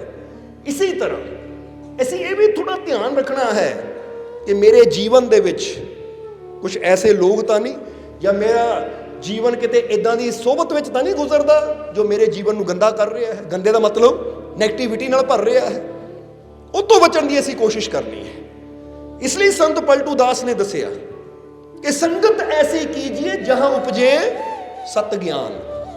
ਕਹਿੰਦੇ ਐਸੀ ਸੋਬਤ ਵਿੱਚ ਬੈਠਣ ਦੀ ਕੋਸ਼ਿਸ਼ ਕਰਨੀ ਹੈ, ਐਸਿਆਂ ਦਾ ਸੰਗ ਕਰਨ ਦੀ ਕੋਸ਼ਿਸ਼ ਕਰਨੀ ਹੈ ਜਿੱਥੇ ਤੇਰੇ ਅੰਦਰ ਸਤ ਗਿਆਨ ਪੈਦਾ ਹੋਵੇ। ਸਮਝਦੇ ਹੋ ਕਿ ਨਹੀਂ? ਔਰ ਸਤ ਗਿਆਨ ਦਾ ਮਤਲਬ ਕੀ ਹੁੰਦਾ ਹੈ ਜਰਾ ਸਮਝ ਲੈਣਾ ਸਾਰਿਆਂ ਨੇ। ਜਦੋਂ ਸਤ ਗਿਆਨ ਦੀ ਗੱਲ ਆਉਂਦੀ ਹੈ ਤਾਂ ਇਨਸਾਨ ਸੋਚਦਾ ਹੈ ਕਿ ਸ਼ਾਇਦ ਵੇਦਾਂ ਸ਼ਾਸਤਰਾਂ ਦੀ ਗੱਲ ਕਰਨੀ ਹੀ ਸਤ ਗਿਆਨ ਹੈ, ਸ਼ਾਇਦ ਧਾਰਮਿਕ ਗ੍ਰੰਥਾਂ ਦਾ ਜ਼ਿਕਰ ਕਰਨਾ ਹੀ ਸਤ ਗਿਆਨ ਹੈ, ਜਾਂ ਰੱਬ ਦੇ ਘਰ ਦਾ, ਰੱਬ ਦਾ ਨਾਮ ਲੈਣਾ ਹੀ ਸਤ ਗਿਆਨ ਹੈ। ਪਰ ਅਸੀਂ ਥੋੜ੍ਹਾ ਜਿਹਾ ਦੱਸਣਾ ਚਾਹਾਂਗੇ ਕਿ ਜਦੋਂ ਸਤ ਗਿਆਨ ਦਾ ਮਤਲਬ, ਸਤ ਗਿਆਨ ਦੀ ਗੱਲ ਆਉਂਦੀ ਤਾਂ ਸਤ ਗਿਆਨ ਦਾ ਮਤਲਬ ਕੀ ਹੈ? ਸਤ ਗਿਆਨ, ਸੱਚਾ ਗਿਆਨ। ਜਦੋਂ ਅਸੀਂ ਸੱਚਾ ਗਿਆਨ ਜਾਣ ਲੈਂਦੇ ਹਾਂ, ਅਸਲ ਸਮਝ ਸਾਨੂੰ ਆ ਜਾਂਦੀ ਹੈ ਤਾਂ ਫਿਰ ਸਾਡਾ ਜੀਵਨ ਬਦਲਣਾ ਸ਼ੁਰੂ ਹੋ ਜਾਂਦਾ ਹੈ। ਸੋ ਸਭ ਤੋਂ ਪਹਿਲਾਂ ਤਾਂ ਸਤ ਗਿਆਨ ਕੀ ਹੈ? ਹੁਣ ਅਸੀਂ ਫਿਰ ਕਹਾਂਗੇ ਕਿ ਅਸੀਂ ਜਾਣ ਲਿਆ ਕਿ ਕਿਸ ਧਾਰਮਿਕ ਗ੍ਰੰਥ 'ਚ ਕੀ ਲਿਖਿਆ ਹੈ, ਕੀ ਇਹ ਸਤ ਗਿਆਨ ਹੈ? ਅਸੀਂ ਜਾਣ ਲਿਆ ਕਿ ਵੇਦਾਂ 'ਚ ਕੀ ਹੈ, ਸ਼ਾਸਤਰਾਂ 'ਚ ਕੀ ਲਿਖਿਆ ਹੋਇਆ ਹੈ, ਗੀਤਾ 'ਚ ਕੀ ਲਿਖਿਆ, ਕੁਰਾਨ 'ਚ ਕੀ ਲਿਖਿਆ, ਕੀ ਇਹ ਸਤ ਗਿਆਨ ਹੈ? ਜਰਾ ਸਮਝਣਾ ਸਾਰਿਆਂ ਨੇ। ਹੁਣ ਇਹ ਤਾਂ ਜਾਣ ਲਿਆ ਕਿ ਗੀਤਾ ਕੁਰਾਨ 'ਚ ਕੀ ਲਿਖਿਆ ਹੈ, ਪਰ ਜੇ ਇਹ ਨਾ ਜਾਣਿਆ ਕਿ ਮੇਰੇ ਅੰਦਰ ਕੀ ਹੈ ਤਾਂ ਫਿਰ ਇਹਦਾ ਮਤਲਬ ਹਾਲੇ ਤੱਕ ਅਸੀਂ ਸਤ ਨੂੰ ਜਾਣਿਆ ਹੀ ਨਹੀਂ ਹੈ। ਕਿਉਂਕਿ ਸਤ ਗਿਆਨ ਦਾ ਮਤਲਬ ਹੈ ਤੈਨੂੰ ਉਹ ਸੱਤਿਆਂ ਦਾ ਗਿਆਨ ਹੋਣਾ ਜੋ ਤੇਰੇ ਅੰਦਰ ਮੌਜੂਦ ਹੈ। ਸਮਝਦੇ ਹੋ ਕਿ ਨਹੀਂ? ਜਦੋਂ ਆਪਣੇ ਅੰਦਰ ਤੂੰ ਇਹ ਸੱਚਾਈ ਨੂੰ ਸਮਝ ਲੈਂਦਾ ਹੈ ਤਾਂ ਫਿਰ ਤੇਰੇ ਜੀਵਨ 'ਚ ਬਦਲਾਅ ਆਉਂਦਾ ਹੈ, ਫਿਰ ਤੇਰੀ ਜ਼ਿੰਦਗੀ ਬਦਲਦੀ ਹੈ। ਔਰ ਇੱਥੇ ਹੁਣ ਥੋੜ੍ਹਾ ਜਿਹਾ ਧਿਆਨ ਦਈਏ ਕਿ ਆਪਣੇ ਅੰਦਰਲੇ ਸਤ ਗਿਆਨ ਨੂੰ ਜਾਣਨ ਦਾ ਮਤਲਬ ਕੀ ਹੈ, ਕੀ ਇਸ਼ਾਰਾ ਹੈ, ਜਿਹੜੇ ਬਾਰੇ ਸੰਤ ਪਲਟੂ ਦਾਸ ਆਪਣੀ ਬਾਣੀ 'ਚ ਕਹਿੰਦੇ ਹੈ ਕਿ ਸਭ ਤੋਂ ਪਹਿਲੀ ਚੀਜ਼ ਇਹ ਜਾਣਨਾ, ਇਹ ਸੱਤਿਆਂ ਨੂੰ ਸਮਝਣਾ ਕਿ ਮੇਰੇ ਅੰਦਰ ਕੌਣ ਹੈ। ਜਰਾ ਗੌਰ ਕਰਨਾ, ਮੇਰੇ ਅੰਦਰ ਕਿਹੜੀ ਸ਼ਕਤੀ ਹੈ, ਮੇਰੇ ਅੰਦਰ ਕੌਣ ਹੈ। ਤਾਂ ਹੀ ਤਾਂ ਮਹਾਰਿਸ਼ੀ ਰਮਨ ਹੋਏ ਸੀ, ਉਹ ਆਪਣੇ ਸੇਵਕਾਂ ਨੂੰ ਕਹਿੰਦੇ ਸੀ ਇੱਕ ਸਵਾਲ ਪੁੱਛਿਆ ਕਰੋ ਆਪਣੇ ਆਪ ਨੂੰ ਕਿ ਹੂ ਐਮ ਆਈ, ਮੈਂ ਕੌਣ ਹੂੰ। ਕਦੀ ਪੁੱਛੋ ਆਪਣੇ ਆਪ ਨੂੰ। ਹੁਣ ਜੇ ਤੁਹਾਨੂੰ ਪੁੱਛੀਏ ਤੁਸੀਂ ਕੌਣ ਹੋ, ਮੈਂ ਕੌਣ ਹੂੰ, ਤਾਂ ਬੰਦੇ ਅੰਦਰੋਂ ਕੀ ਜਵਾਬ ਆਏਗਾ? ਬੰਦਾ ਆਪਣਾ ਨਾਮ ਦੱਸੇਗਾ, ਨਾਮ ਹੀ ਦੱਸੇਗਾ ਬੰਦਾ ਕਿ ਮੇਰਾ ਆਹ ਨਾਮ ਹੈ ਭਾਈ, ਮੈਂ ਆਹ ਹਾਂ। ਜੇ ਕੋਈ ਤੁਹਾਨੂੰ ਪੁੱਛ ਲਵੇ ਹੂ ਆਰ ਯੂ, ਕੌਣ ਹੈ ਤੂੰ, ਤਾਂ ਬੰਦੇ ਨੇ ਕਹਿਣਾ ਆਹ ਮੇਰਾ ਨਾਮ ਹੈ, ਆਹ ਮੇਰਾ ਪਿੰਡ ਹੈ, ਆਹ ਮੈਂ ਕੰਮ ਕਰਦਾ ਹਾਂ, ਇੱਥੇ ਮੈਂ ਰਹਿੰਦਾ ਹਾਂ, ਆਹ ਮੇਰਾ ਦੇਸ਼ ਹੈ। ਇਦਾਂ ਹੀ ਹੁੰਦਾ ਨਾ। ਹੁਣ ਇੱਥੇ ਥੋੜਾ ਜਿਹਾ ਸਮਝਣਾ ਕਿ ਇਹਦੇ ਬਾਰੇ ਦੱਸਿਆ ਗਿਆ ਕਿ ਸਵਾਲ ਪੁੱਛੋ ਮੈਂ ਕੌਣ ਹੂੰ। ਮੈਂ ਕੌਣ ਹੂੰ ਦਾ ਮਤਲਬ ਇਹ ਨਹੀਂ ਕਿ ਮੇਰਾ ਨਾਮ ਕੀ ਹੈ, ਕਿਉਂਕਿ ਨਾਮ ਇਨਸਾਨ ਦੇ ਬਦਲ ਸਕਦੇ ਹੈ, ਐਡਰੈਸ ਬੰਦੇ ਦੇ ਬਦਲ ਸਕਦੇ ਹੈ, ਜੌਬ ਬੰਦਾ ਬਦਲ ਸਕਦਾ ਹੈ। ਬਦਲ ਦਿੰਦਾ ਕਿ ਨਹੀਂ? ਅੱਜ ਬੰਦਾ ਦੁਕਾਨਦਾਰ ਹੈ, ਕੱਲ੍ਹ ਨੂੰ ਦੁਕਾਨ ਬੰਦ ਕਰਕੇ ਬਿਜ਼ਨਸਮੈਨ ਕੋਈ ਹੋਰ ਕੰਮ ਸ਼ੁਰੂ ਕਰ ਸਕਦਾ ਹੈ। ਅੱਜ ਬੰਦਾ ਇੱਕ ਨੌਕਰੀ ਕਰਦਾ, ਕੱਲ੍ਹ ਨੂੰ ਉਹਨੂੰ ਛੱਡ ਕੇ ਬੈਂਕ 'ਚ ਕਰਦਾ ਹੈ, ਬੈਂਕ ਨੂੰ ਛੱਡ ਕੇ ਕਿਤੇ ਹੋਰ ਕਰ ਸਕਦਾ ਹੈ। ਉਹ ਕਹਿੰਦੇ ਜੌਬ ਤੇਰੀ ਬਦਲ ਸਕਦੀ ਹੈ, ਨਾਮ ਤੇਰਾ ਬਦਲ ਸਕਦਾ, ਭੇਸ਼ ਤੇਰਾ ਬਦਲ ਸਕਦਾ, ਦੇਸ਼ ਤੇਰਾ ਬਦਲ ਸਕਦਾ, ਐਡਰੈਸ ਤੇਰਾ ਬਦਲ ਸਕਦਾ, ਪਰ ਇੱਕ ਚੀਜ਼ ਹੈ ਜਿਹਨੂੰ ਚਾਹ ਕੇ ਵੀ ਤੂੰ ਬਦਲ ਨਹੀਂ ਸਕਦਾ। ਉਸ ਰੂਪ ਨੂੰ ਪਹਿਚਾਨ ਕਿ ਮੈਂ ਕੌਣ ਹਾਂ। ਸੋ ਜਦੋਂ ਤੁਸੀਂ ਆਪਣੇ ਆਪ ਨੂੰ ਪੁੱਛਦੇ ਹੋ ਮੈਂ ਕੌਣ ਹੈ, ਤਾਂ ਤੁਹਾਡੇ ਅੰਦਰੋਂ ਆਵਾਜ਼ ਕੀ ਆਉਂਦੀ ਹੈ? ਕੋਈ ਆਵਾਜ਼? ਤੇਰਾ ਜਵਾਬ ਦੇਣਾ ਸਾਨੂੰ। ਕੋਈ ਆਵਾਜ਼ ਆਉਂਦੀ ਕਿ ਮੈਂ ਕੌਣ ਹੈ? ਅਗਰ ਆਪਣੇ ਸਰੀਰ ਨੂੰ, ਆਪਣੇ ਨਾਮ ਨੂੰ ਛੱਡ ਦਈਏ, ਆਪਣੀ ਜੌਬ ਨੂੰ ਛੱਡ ਦਈਏ ਕਿ ਮੈਂ ਆਹ ਕੰਮ ਕਰ ਦਿੱਤਾ, ਕੋਈ ਕਹਿੰਦਾ ਮੈਂ ਡਾਕਟਰ ਹਾਂ, ਮੈਂ ਵਕੀਲ ਹਾਂ, ਆਹ ਮੇਰਾ ਨਾਮ ਹੈ, ਆਹ ਮੇਰਾ ਪਿੰਡ ਹੈ, ਅਗਰ ਇਹ ਚੀਜ਼ਾਂ ਨੂੰ ਛੱਡ ਦਿੱਤਾ ਜਾਵੇ, ਤੁਹਾਡੇ ਨਾਮ ਨੂੰ ਹਟਾ ਦਿੱਤਾ ਜਾਵੇ, ਸਮਝਦੇ ਹੋ ਕਿ ਨਹੀਂ? ਜਿੱਦਾਂ ਸਮਝ ਲਓ ਕਿ ਬੱਚਾ ਪੈਦਾ ਹੋਇਆ ਹੈ, ਹਾਲੇ ਨਾ ਉਹ ਡਾਕਟਰ ਹੈ, ਨਾ ਵਕੀਲ ਹੈ, ਨਾ ਹੀ ਉਹਦਾ ਕੋਈ ਨਾਮ ਰੱਖਿਆ ਹਾਲੇ ਮਾਤਾ ਪਿਤਾ ਨੇ, ਕਿਉਂਕਿ ਬੱਚੇ ਦਾ ਨਾਮ ਵੀ ਮਾਤਾ ਪਿਤਾ ਦਿੰਦੇ ਹੈ। ਹੁਣ ਹਾਲੇ ਬੱਚੇ ਨੇ ਜਨਮ ਲਿਆ, ਸਮਝ ਲਓ ਘੰਟੇ 2 ਘੰਟੇ ਦਾ ਬੱਚਾ, ਹਾਲੇ ਉਹਨੇ ਕੋਈ ਨਾਮ ਨਹੀਂ ਰੱਖਿਆ ਹੋਇਆ, ਤਾਂ ਉਸ ਵੇਲੇ ਜੇ ਬੱਚਾ ਬੋਲਦਾ ਹੋਵੇ, ਸੋਚਦਾ ਹੋਵੇ, ਪੁੱਛੇ ਮੈਂ ਕੌਣ ਹਾਂ, ਮੈਂ ਕੌਣ ਹਾਂ, ਇਹ ਸੱਤਿ ਆ। ਇਸ ਚੀਜ਼ ਨੂੰ ਜਾਣਨਾ ਹੀ ਸਤ ਗਿਆਨ ਹੈ। ਇਸ ਚੀਜ਼ ਨੂੰ ਸਮਝਣਾ ਹੀ ਸਤ ਗਿਆਨ ਹੈ ਕਿ ਤੂੰ ਕੌਣ ਹੈ। ਜਰਾ ਗੌਰ ਕਰਨਾ, ਇੱਥੋਂ ਕੀ ਪਤਾ ਲੱਗਦਾ ਹੈ? ਜਦੋਂ ਇੰਨੀ ਚੀਜ਼ ਅਸੀਂ ਸਮਝ ਲੈਂਦੇ ਹਾਂ ਕਿ ਮੈਂ ਕੌਣ ਹਾਂ, ਜਦੋਂ ਸੱਚਾਈ ਨਾਲ ਅਸੀਂ ਜੁੜ ਜਾਂਦੇ ਹਾਂ, ਤਾਂ ਸਾਡੇ ਸਾਰੇ ਭੈ, ਸਾਡੇ ਸਾਰੇ ਡਰ, ਸਾਡੀਆਂ ਸਾਰੀਆਂ ਚਿੰਤਾਵਾਂ ਖਤਮ ਹੋਣੀਆਂ ਸ਼ੁਰੂ ਹੋ ਜਾਂਦੀਆਂ ਹੈ। ਔਰ ਅੱਜ ਇਹੀ ਥੋੜਾ ਸਮਝਣਾ ਹੈ ਕਿ ਸਾਡੀਆਂ ਚਿੰਤਾਵਾਂ ਕਿੱਦਾਂ ਮੁੱਕ ਸਕਦੀਆਂ ਹੈ, ਸਾਡੇ ਡਰ ਕਿੱਦਾਂ ਮੁੱਕ ਸਕਦੇ ਹੈ, ਸਾਡੀਆਂ ਪਰੇਸ਼ਾਨੀਆਂ ਕਿੱਦਾਂ ਮੁੱਕ ਸਕਦੀਆਂ ਹੈ। ਅੱਜ ਇਹੀ ਥੋੜਾ ਜਿਹਾ ਸਮਝਣਾ ਹੈ। ਔਰ ਇਹ ਫੇਰ ਹੀ ਸਾਨੂੰ ਸਮਝ ਆਏਗੀ ਜਦੋਂ ਇਹ ਸੱਤਿਆਂ ਨੂੰ ਸਮਝਾਂਗੇ ਕਿ ਮੈਂ ਕੌਣ ਹਾਂ, ਮੈਂ ਕਿਹੜੇ ਸਰੋਤ ਤੋਂ ਆਇਆ ਹਾਂ, ਕਿਹੜੇ ਸਰੋਤ ਨਾਲ ਮੈਂ ਜੁੜਿਆ ਹੋਇਆ ਹਾਂ। ਬੋਲੋ ਸਮਝਦੇ ਹੋ ਕਿ ਨਹੀਂ? ਇੱਕ ਛੋਟੀ ਜਿਹੀ ਕਹਾਣੀ ਤੋਂ ਸਮਝਾਣ, ਇਹਨੂੰ ਹੋਰ ਥੋੜਾ ਕਲੀਅਰ ਕਰਾਂਗੇ ਕਿ ਇੱਕ ਵਾਰ ਨਾ ਇੱਕ ਰਾਜਾ ਸੀ, ਬਾਦਸ਼ਾਹ ਸੀ, ਹੰਕਾਰੀ ਸੀ, ਥੋੜਾ ਜ਼ਾਲਿਮ ਵੀ ਸੀ, ਬੜੀ ਜਲਦੀ ਹੁਕਮ ਲਾ ਦਿੰਦਾ ਸੀ, ਇਦਾਂ ਕਰ ਦਿਓ, ਉਦਾਂ ਕਰ ਦਿਓ, ਪ੍ਰਜਾ ਖੁਸ਼ ਨਹੀਂ ਸੀ ਉਤੋਂ। ਇੱਕ ਦਿਨ ਉਹ ਬਾਦਸ਼ਾਹ ਸ਼ਿਕਾਰ ਖੇਡਣ ਵਾਸਤੇ ਜੰਗਲ ਨੂੰ ਜਾ ਰਿਹਾ ਹੈ। ਜਦੋਂ ਜੰਗਲ ਨੂੰ ਜਾ ਰਿਹਾ ਹੈ ਤਾਂ ਰਸਤੇ ਵਿੱਚ ਇੱਕ ਫਕੀਰਾਂ ਨੂੰ ਦੇਖਿਆ ਕਿ ਫਕੀਰ ਪੇੜ ਦੇ ਥੱਲੇ ਬੈਠੇ ਹੈ। ਜਦੋਂ ਫਕੀਰਾਂ ਨੂੰ ਦੇਖਿਆ ਤਾਂ ਵਜ਼ੀਰ ਨੇ, ਜਦੋਂ ਫਕੀਰਾਂ ਨੂੰ ਦੇਖਿਆ ਤਾਂ ਵਜ਼ੀਰ ਉਹਨਾਂ ਫਕੀਰਾਂ ਨੂੰ ਜਾਣਦਾ ਸੀ, ਉਹਨੇ ਘੋੜਾ ਰੋਕਿਆ। ਤਾਂ ਜਦੋਂ ਬਾਦਸ਼ਾਹ ਨੇ ਦੇਖਿਆ ਵਜ਼ੀਰ ਨੇ ਘੋੜਾ ਰੋਕ ਲਿਆ, ਤਾਂ ਬਾਦਸ਼ਾਹ ਕਹਿਣ ਲੱਗਾ, ਵਜ਼ੀਰ ਪਿੱਛੇ ਰਹਿ ਗਿਆ, ਕੀ ਗੱਲ ਹੋ ਗਈ, ਰੁਕ ਕਿਉਂ ਗਿਆ ਤੂੰ? ਬਾਦਸ਼ਾਹ ਨੇ ਵੀ ਘੋੜਾ ਰੋਕ ਕੇ ਪੁੱਛਿਆ। ਤਾਂ ਵਜ਼ੀਰ ਕਹਿੰਦਾ, ਮਹਾਰਾਜ ਉਹ ਸਾਹਮਣੇ ਫਕੀਰ ਬੈਠੇ ਹੈ, ਇਹਨਾਂ ਫਕੀਰਾਂ ਬਾਰੇ ਮੈਂ ਸੁਣਿਆ ਹੈ ਕਿ ਇਹ ਫਕੀਰ ਹਰ ਚੀਜ਼ ਦਾ ਮੋਲ ਜਾਣਦੇ ਹੈ, ਕਿਸੇ ਵੀ ਚੀਜ਼ ਨੂੰ ਹੱਥ ਲਾ ਕੇ ਉਹਦੀ ਕੀਮਤ ਦੱਸ ਦਿੰਦੇ ਹੈ ਕਿ ਇਹਦੀ ਕੀ ਮੋਲ ਹੈ, ਇਹਦੀ ਕੀ ਕੀਮਤ ਹੈ।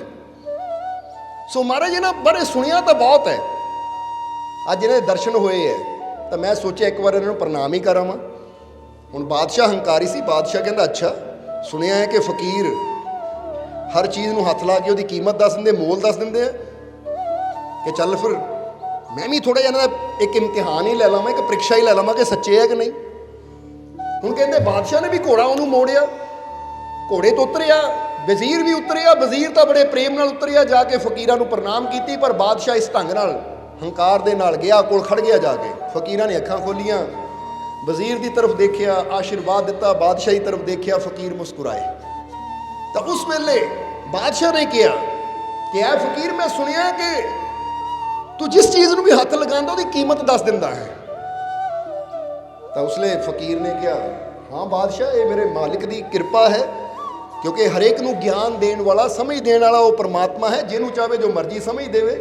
ਇਸ ਲਈ ਇਹ ਰੱਬ ਨੇ ਮੈਨੂੰ ਸਮਝ ਦਿੱਤੀ ਹੈ। ਇਸ ਲਈ ਕਈ ਲੋਕ ਆਉਂਦੇ ਹੈ ਕਿ ਇਹ ਚੀਜ਼ ਦੱਸੋ ਜੀ, ਖਰੀ ਹੈ, ਖੋਟੀ ਹੈ, ਕੋਈ ਹੀਰੇ ਲੈ ਕੇ ਆਂਦਾ, ਕੋਈ ਮੋਤੀ ਲੈ ਕੇ ਆਂਦਾ, ਤਾਂ ਹੱਥ 'ਚ ਰੱਖਦੇ ਪਤਾ ਲੱਗ ਜਾਂਦਾ ਇਹ ਅਸਲੀ ਹੈ ਨਕਲੀ ਹੈ, ਦੀ ਕੀਮਤ ਕੀ ਹੈ। ਬਾਦਸ਼ਾਹ ਕਹਿੰਦਾ, ਅੱਛਾ।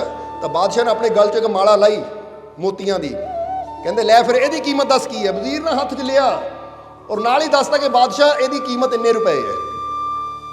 ਜੋ ਮੋਤੀਆਂ ਦੀ ਕੀਮਤ ਸੀ ਦੱਸਤਾ। ਬਾਦਸ਼ਾਹ ਕਹਿੰਦਾ ਹਾਂ ਇੰਨੇ ਕੁ ਦੀ ਲਈ ਸੀ ਮੈਂ ਵੀ, ਫਕੀਰ ਤਾਂ ਸਹੀ ਹੈ। ਫਿਰ ਬਾਦਸ਼ਾਹ ਨੇ ਇੱਕ ਹੀਰੇ ਦੀ ਅੰਗੂਠੀ ਸੀ ਹੱਥ 'ਚੋਂ ਖੋਲੀ, ਉਹ ਦਿਖਾਈ, ਫਕੀਰ ਨੇ ਹੱਥ 'ਚ ਲੈ ਕੇ ਦੱਸਿਆ ਕਿ ਹਾਂ ਇਹਦੀ ਕੀਮਤ ਇੰਨੀ ਹੈ।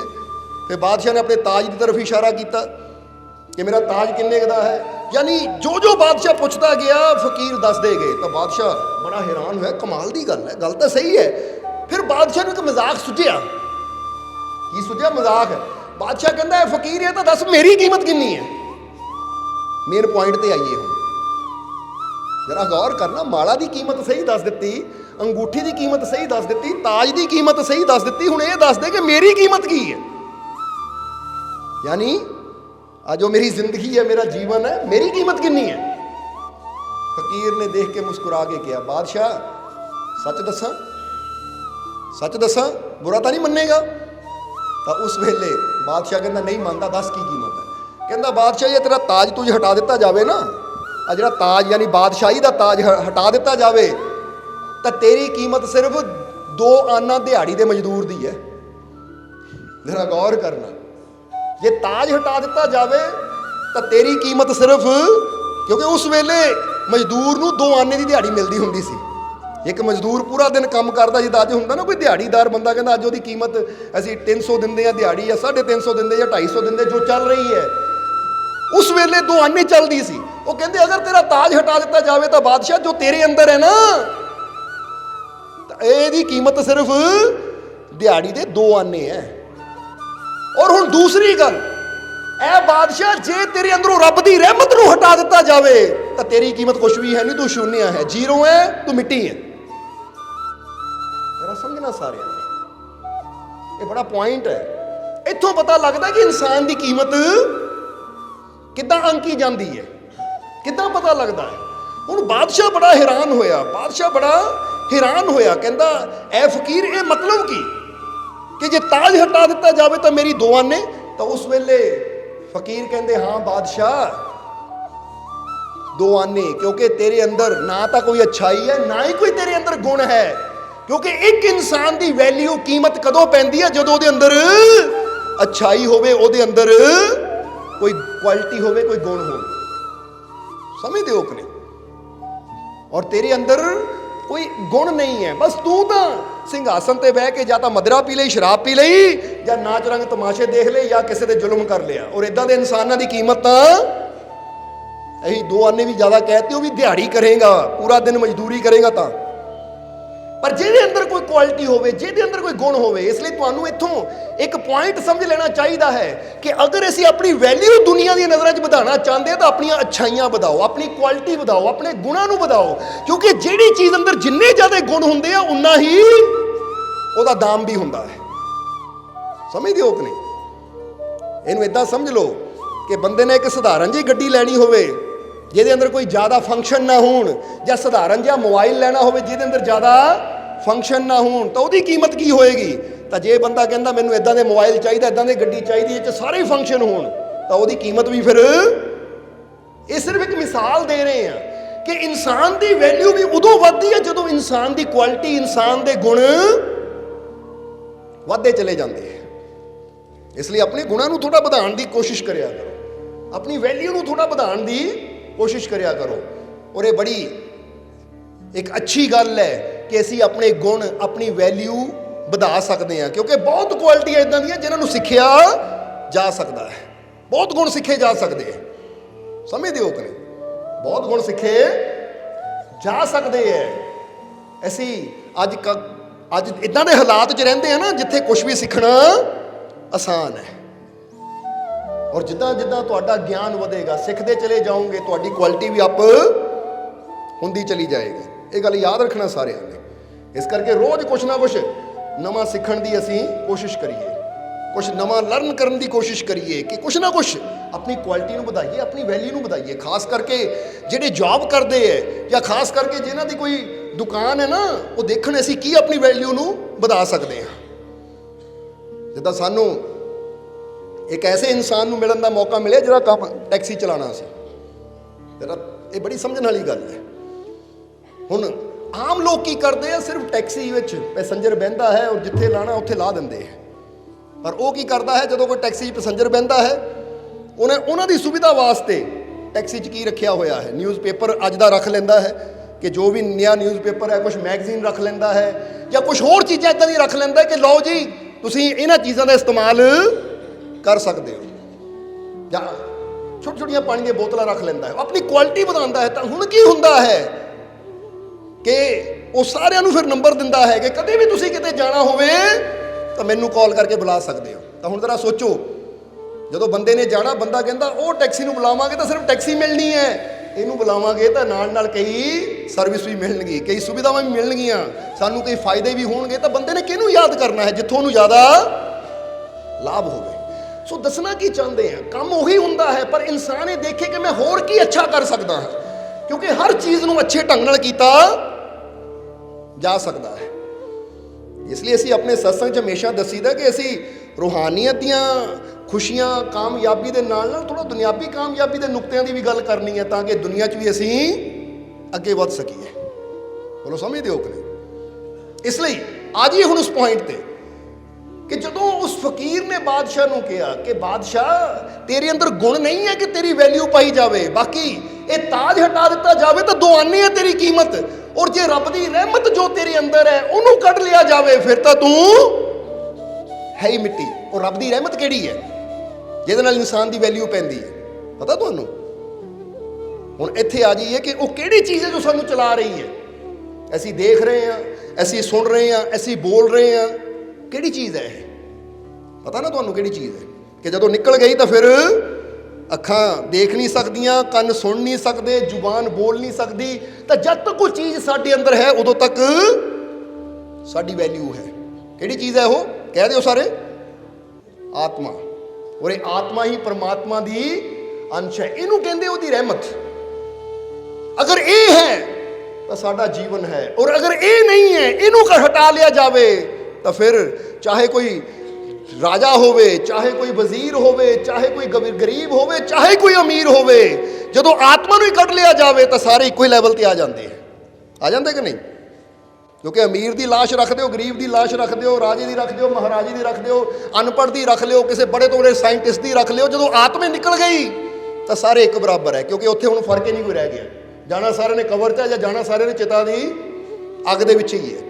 ਸੋ ਇੱਕੋ ਇਹੀ ਚੀਜ਼ ਹੈ, ਜਦ ਤੱਕ ਸਾਡੇ ਅੰਦਰ ਹੈ ਔਰ ਅਸੀਂ ਗੁਣ ਵਧਾਉਂਦੇ ਹਾਂ ਤਾਂ ਸਾਡੀ ਵੈਲਿਊ ਬਣਦੀ ਚਲੀ ਜਾਂਦੀ, ਔਰ ਜਦੋਂ ਇਹੀ ਸਾਡੇ ਅੰਦਰ ਨਾ ਰਹੀ ਤਾਂ ਸਭ ਕੁਝ ਮਿੱਟੀ। ਹੁਣ ਇੱਥੇ ਸਮਝਣ ਵਾਲੀ ਗੱਲ ਹੈ ਕਿ ਸਤ ਗਿਆਨ ਕੀ ਹੈ? ਸਤ ਗਿਆਨ ਇਹੀ ਹੈ ਕਿ ਸਾਡੀ ਵੈਲਿਊ ਕਿਹੜੀ ਚੀਜ਼ ਨਾਲ ਬਣਦੀ ਹੈ। ਜਰਾ ਸੋਚੋ, ਪਤਾ ਲੱਗ ਗਿਆ ਕਿ ਨਹੀਂ? ਹੁਣ ਸਾਡੀ ਵੈਲਿਊ ਬਣਦੀ ਹੈ, ਸਾਡਾ ਅਸਲੀ ਰੂਪ ਕੀ ਹੈ? ਇਹ ਸਰੀਰ ਤਾਂ ਸਿਰਫ ਸਾਨੂੰ ਇੱਕ ਮਕਾਨ ਦੀ ਤਰ੍ਹਾਂ ਮਿਲਿਆ ਹੋਇਆ ਹੈ, ਇਹਦਾ ਉਪਯੋਗ ਤਾਂ ਉਹ ਆਤਮਾ ਕਰਦੀ ਹੈ। ਔਰ ਜਿਸ ਵੇਲੇ ਸਤ ਗਿਆਨ ਦੀ ਗੱਲ ਆਉਂਦੀ ਹੈ ਤਾਂ ਇਹਦਾ ਮਤਲਬ ਹੈ ਆਪਣੀ ਆਤਮਾ ਨੂੰ ਜਾਣਨਾ, ਔਰ ਇਹ ਚੀਜ਼ ਦਾ ਵਿਸ਼ਵਾਸ ਕਰਨਾ ਕਿ ਮੈਂ ਸਰੀਰ ਨਹੀਂ ਹਾਂ, ਮੈਂ ਇੱਕ ਆਤਮਾ ਹਾਂ, ਔਰ ਇਹ ਆਤਮਾ ਪਰਮਾਤਮਾ ਦਾ ਅੰਸ਼ ਹੈ। ਔਰ ਕਈ ਵਾਰ ਅਸੀਂ ਦੱਸਿਆ ਕਿ ਸ਼੍ਰੀ ਕ੍ਰਿਸ਼ਨ ਨੇ ਗੀਤਾ 'ਚ ਕਿਹਾ ਕਿ ਤੂੰ ਉਹ ਆਤਮਾ ਹੈ ਜਿਹਨੂੰ ਨਾ ਕੋਈ ਅਸਤਰ ਸ਼ਸਤਰ ਭੇਦ ਸਕਦਾ ਹੈ, ਨਾ ਅਗਨੀ ਸਾੜ ਸਕਦੀ ਹੈ, ਨਾ ਪਾਣੀ ਡੁਬੋ ਸਕਦਾ ਹੈ, ਨਾ ਹਵਾ ਉਡਾ ਸਕਦੀ ਹੈ। ਜਦੋਂ ਤੈਨੂੰ ਉਹਦਾ ਗਿਆਨ ਹੋ ਜਾਂਦਾ ਹੈ ਤਾਂ ਫਿਰ ਤੈਨੂੰ ਇੰਨਾ ਬਲ ਮਿਲ ਜਾਂਦਾ ਹੈ ਕਿ ਤੂੰ ਹਰ ਮੁਸ਼ਕਿਲ ਦਾ ਸਾਹਮਣਾ ਕਰਨ ਲਈ, ਹਰ ਪਰੇਸ਼ਾਨੀ ਦਾ ਸਾਹਮਣਾ ਕਰਨ ਲਈ, ਹਰ ਦੁੱਖ ਚੋਂ ਨਿਕਲਣ ਲਈ, ਹਰ ਤਰ੍ਹਾਂ ਦੀ ਪਰੇਸ਼ਾਨੀ ਚੋਂ ਨਿਕਲਣ ਲਈ ਤੂੰ ਤਿਆਰ ਹੋ ਜਾਂਦਾ ਜਦੋਂ ਇਸ ਸੱਚਾਈ ਦਾ ਤੈਨੂੰ ਗਿਆਨ ਹੋ ਜਾਂਦਾ ਹੈ। ਇਹ ਸਮਝਣਾ ਜ਼ਰਾ। ਪਰ ਅੱਜ ਇਨਸਾਨ ਦੁਖੀ ਕਿਉਂ ਹੈ? ਅੱਜ ਇਨਸਾਨ ਨਿਰਾਸ਼ ਕਿਉਂ ਹੈ? ਹੁਣ ਇਹ ਉਸੇ ਤਰ੍ਹਾਂ ਹੈ ਜਿਸ ਤਰ੍ਹਾਂ ਤੁਸੀਂ ਕੱਪੜਾ ਪਾ ਕੇ ਜਾਓ ਨਾ, ਤਾਂ ਜੇ ਇੱਥੋਂ ਕੱਪੜਾ ਮਾੜਿਆ ਫਟ ਜਾਵੇ ਤਾਂ ਤੁਸੀਂ ਸੋਚੋ ਮੈਂ ਬਿਮਾਰ ਹੋ ਗਿਆ, ਮੈਂ ਦੁਖੀ ਹੋ ਗਿਆ। ਹਾਲਾਂਕਿ ਉਹ ਕੱਪੜਾ ਫਟਿਆ ਹੈ, ਉਹਦੇ ਨਾਲ ਤੁਹਾਨੂੰ ਕੋਈ ਫਰਕ ਨਹੀਂ ਪੈਂਦਾ। ਜਿਹੜਾ ਇਨਸਾਨ ਇਹ ਸੱਚਾਈ ਨੂੰ ਜਾਣ ਲੈਂਦਾ ਕਿ ਕੱਪੜਾ ਹੈ, ਇਹ ਕੱਪੜਾ ਫਟਿਆ ਹੈ, ਮੈਨੂੰ ਕੁਝ ਨਹੀਂ ਹੋਇਆ ਔਰ ਨਾ ਹੀ ਮੈਨੂੰ ਕੁਝ ਹੋ ਸਕਦਾ ਹੈ, ਉਹਦੇ ਅੰਦਰ ਇੰਨੀ એનર્ਜੀ ਵਧਣੀ ਸ਼ੁਰੂ ਹੋ ਜਾਂਦੀ ਹੈ ਕਿ ਜੇ ਉਹਦੇ ਤੇ ਸਾਹਮਣੇ ਕੋਈ ਪ੍ਰੋਬਲਮ ਆਉਂਦੀ ਹੈ ਤਾਂ ਜਲਦੀ ਉਹਦਾ ਹੱਲ ਵੀ ਹੋ ਜਾਂਦਾ ਹੈ। ਜਿੱਦਾਂ ਤੁਸੀਂ ਦੇਖਿਆ ਨਾ, ਕਈ ਦਿਖਾਇਆ ਜਾਂਦਾ ਹੈ ਕਿ ਕਈ ਇੱਦਾਂ ਦੇ ਇਨਸਾਨ ਹੁੰਦੇ, ਫਿਲਮਾਂ 'ਚ ਹੀ ਜ਼ਿਆਦਾਤਰ ਦਿਖਾਇਆ ਜਾਂਦਾ ਹੈ ਕਿ ਸੱਟ ਲੱਗਦੀ ਤਾਂ ਨਾਲ ਹੀ ਜ਼ਖਮ ਭਰ ਵੀ ਜਾਂਦਾ ਹੈ। ਉਹ ਕਹਿੰਦੇ ਸਾਨੂੰ ਪ੍ਰੋਬਲਮ ਹੀ ਨਹੀਂ ਕੋਈ, ਉਹ ਮੈਜੀਕਲ ਪਾਵਰ ਹੁੰਦੀ ਹੈ।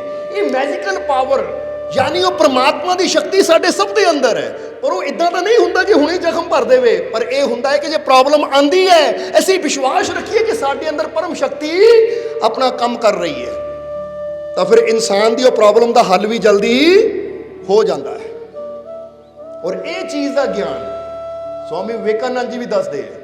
जिन्हें स्वामी विवेकानंद की जीवनी पढ़ी होएगी ना, उन्होंने पता होएगा कि स्वामी विवेकानंद जी एक घटना दसते हैं। की घटना दसते हैं कि एक बार सानू एक इदां दे जोगी बारे पता लगा कि जिहड़ा कहते सी हवा 'च चीज़ां प्रगट कर दिंदा है। हालांकि स्वामी विवेकानंद जी वहमां भरमां चों कड्ढण वाले सी। उन्होंने बाणी पढ़ के देखो, उन्होंने बहुत कुछ दसिया है। हुण वो दसदे है कि आत्मा की शक्ति बारे, इंसान की आत्मिक शक्ति बारे वो दसदे है कि एक बार सानू ऐसे इंसान नूं मिलण दा मौका मिलिया कि जिहड़े हवा 'च चीज़ां प्रगट कर दिंदे सी। कहते असीं सोचिया कि चलो भी जाके एक बार इम्तिहान लिया जाए, परख के देखा जाए।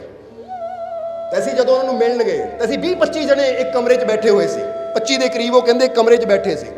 स्वामी विवेकानंद जी दसदे है कि जदों वो आए तो सिर्फ एक लंगोटी 'च सी, एक लंगोट 'च सी, बहुत कम कपड़े, यानी सिर्फ लंगोट सी, बाकी हत्थ पैर नंगे सी उन्होंने।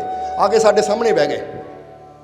कहते उस वेले असीं सारे ने सलाह की सी कि असीं इदां दी चीज़ां मंगणियां जिहड़ियां इस सीजन विच हुंदियां ही नहीं है। तेरा समझना सारिਆਂ ने। कहते उस वेले फिर असीं उन्होंने कहना शुरू किया सानू आह फल चाहिए है, आह फ्रूट चाहिए है। हवा च उन्होंने हत्थ करना तो फ्रूट सामने रख देना। स्वामी विवेकानंद कहते असीं बड़े हैरान होए, क्योंकि नौजवान सी उस वेले, बड़े हैरान हुए कि ये किस तरह हो रहा है। किते सानू सम्मोहित तो नहीं किया, किते कोई अखां ते जादू तो नहीं किया। जदों इदां दी गल असीं कीती तो उन्होंने कहा तुसीं खा के भी देख सकते हो, खा के भी देख सकते हो। कहते फिर असीं उन्होंने फलों का टेस्ट भी किया, स्वाद भी लिया। तो स्वामी विवेकानंद जी कहते मैं उन्होंने पूछा कि महाराज ये की है, ये की है। तो उस वेले कहते पहला तो उन्होंने हस के कहा कि मेरे हाथ की सफाई है। पर कहते सानू भी पता सी कि हाथ की सफाई तो होंदी है कि जिथे कुछ ना कुछ ट्रिक होवे, पर इत्थे ट्रिक तो कोई हो ही नहीं सकती, क्योंकि हथ बाहां नंगियां, शरीर नंगा, कित्थों आ जाएगी हाथ की सफाई। या तो होवे इदां दे कपड़े पाए, अंदरों कढ़ दिता, कोट चों कढ़ दिता, किते कपड़े चों कढ़ दिता, पर यह किदां हो सकता है। कहते बाकी सारे चले गए, पर स्वामी विवेकानंद कहते मैं इन्नी जल्दी जाण वाला नहीं सी। जदों चले गए मैं कल्लियां नूं पकड़ लिया कि महाराज दसो एक चीज़ की है, ये सेब कित्थों आ रहे, फल कित्थों आ रहे है। तो उस वेले कहते वो योगी नूं दसना पिया। वो कहते विवेकानंद जे जानना चाहता तो आत्मिक शक्ति का काम है। काहदा काम है? आत्मिक शक्ति, क्योंकि साडी आत्मा परमात्मा नाल जुड़ी हुई है और हर चीज़ बनाने वाला परमात्मा है, हर चीज़ बनाने वाला प्रभु है। जदों असीं अपनी आत्मा नूं उहदे नाल जुड़िया महसूस करते हैं तो जिहड़ी शक्ति पेड़ ते फल ला सकती है वो शक्ति इदां भी फल सानू दे सकती है, समर्थ है। पर उत्थे विश्वास बहुत हाई क्वालिटी का चाहिए, जिहदा बहुत उपर चाहिए है।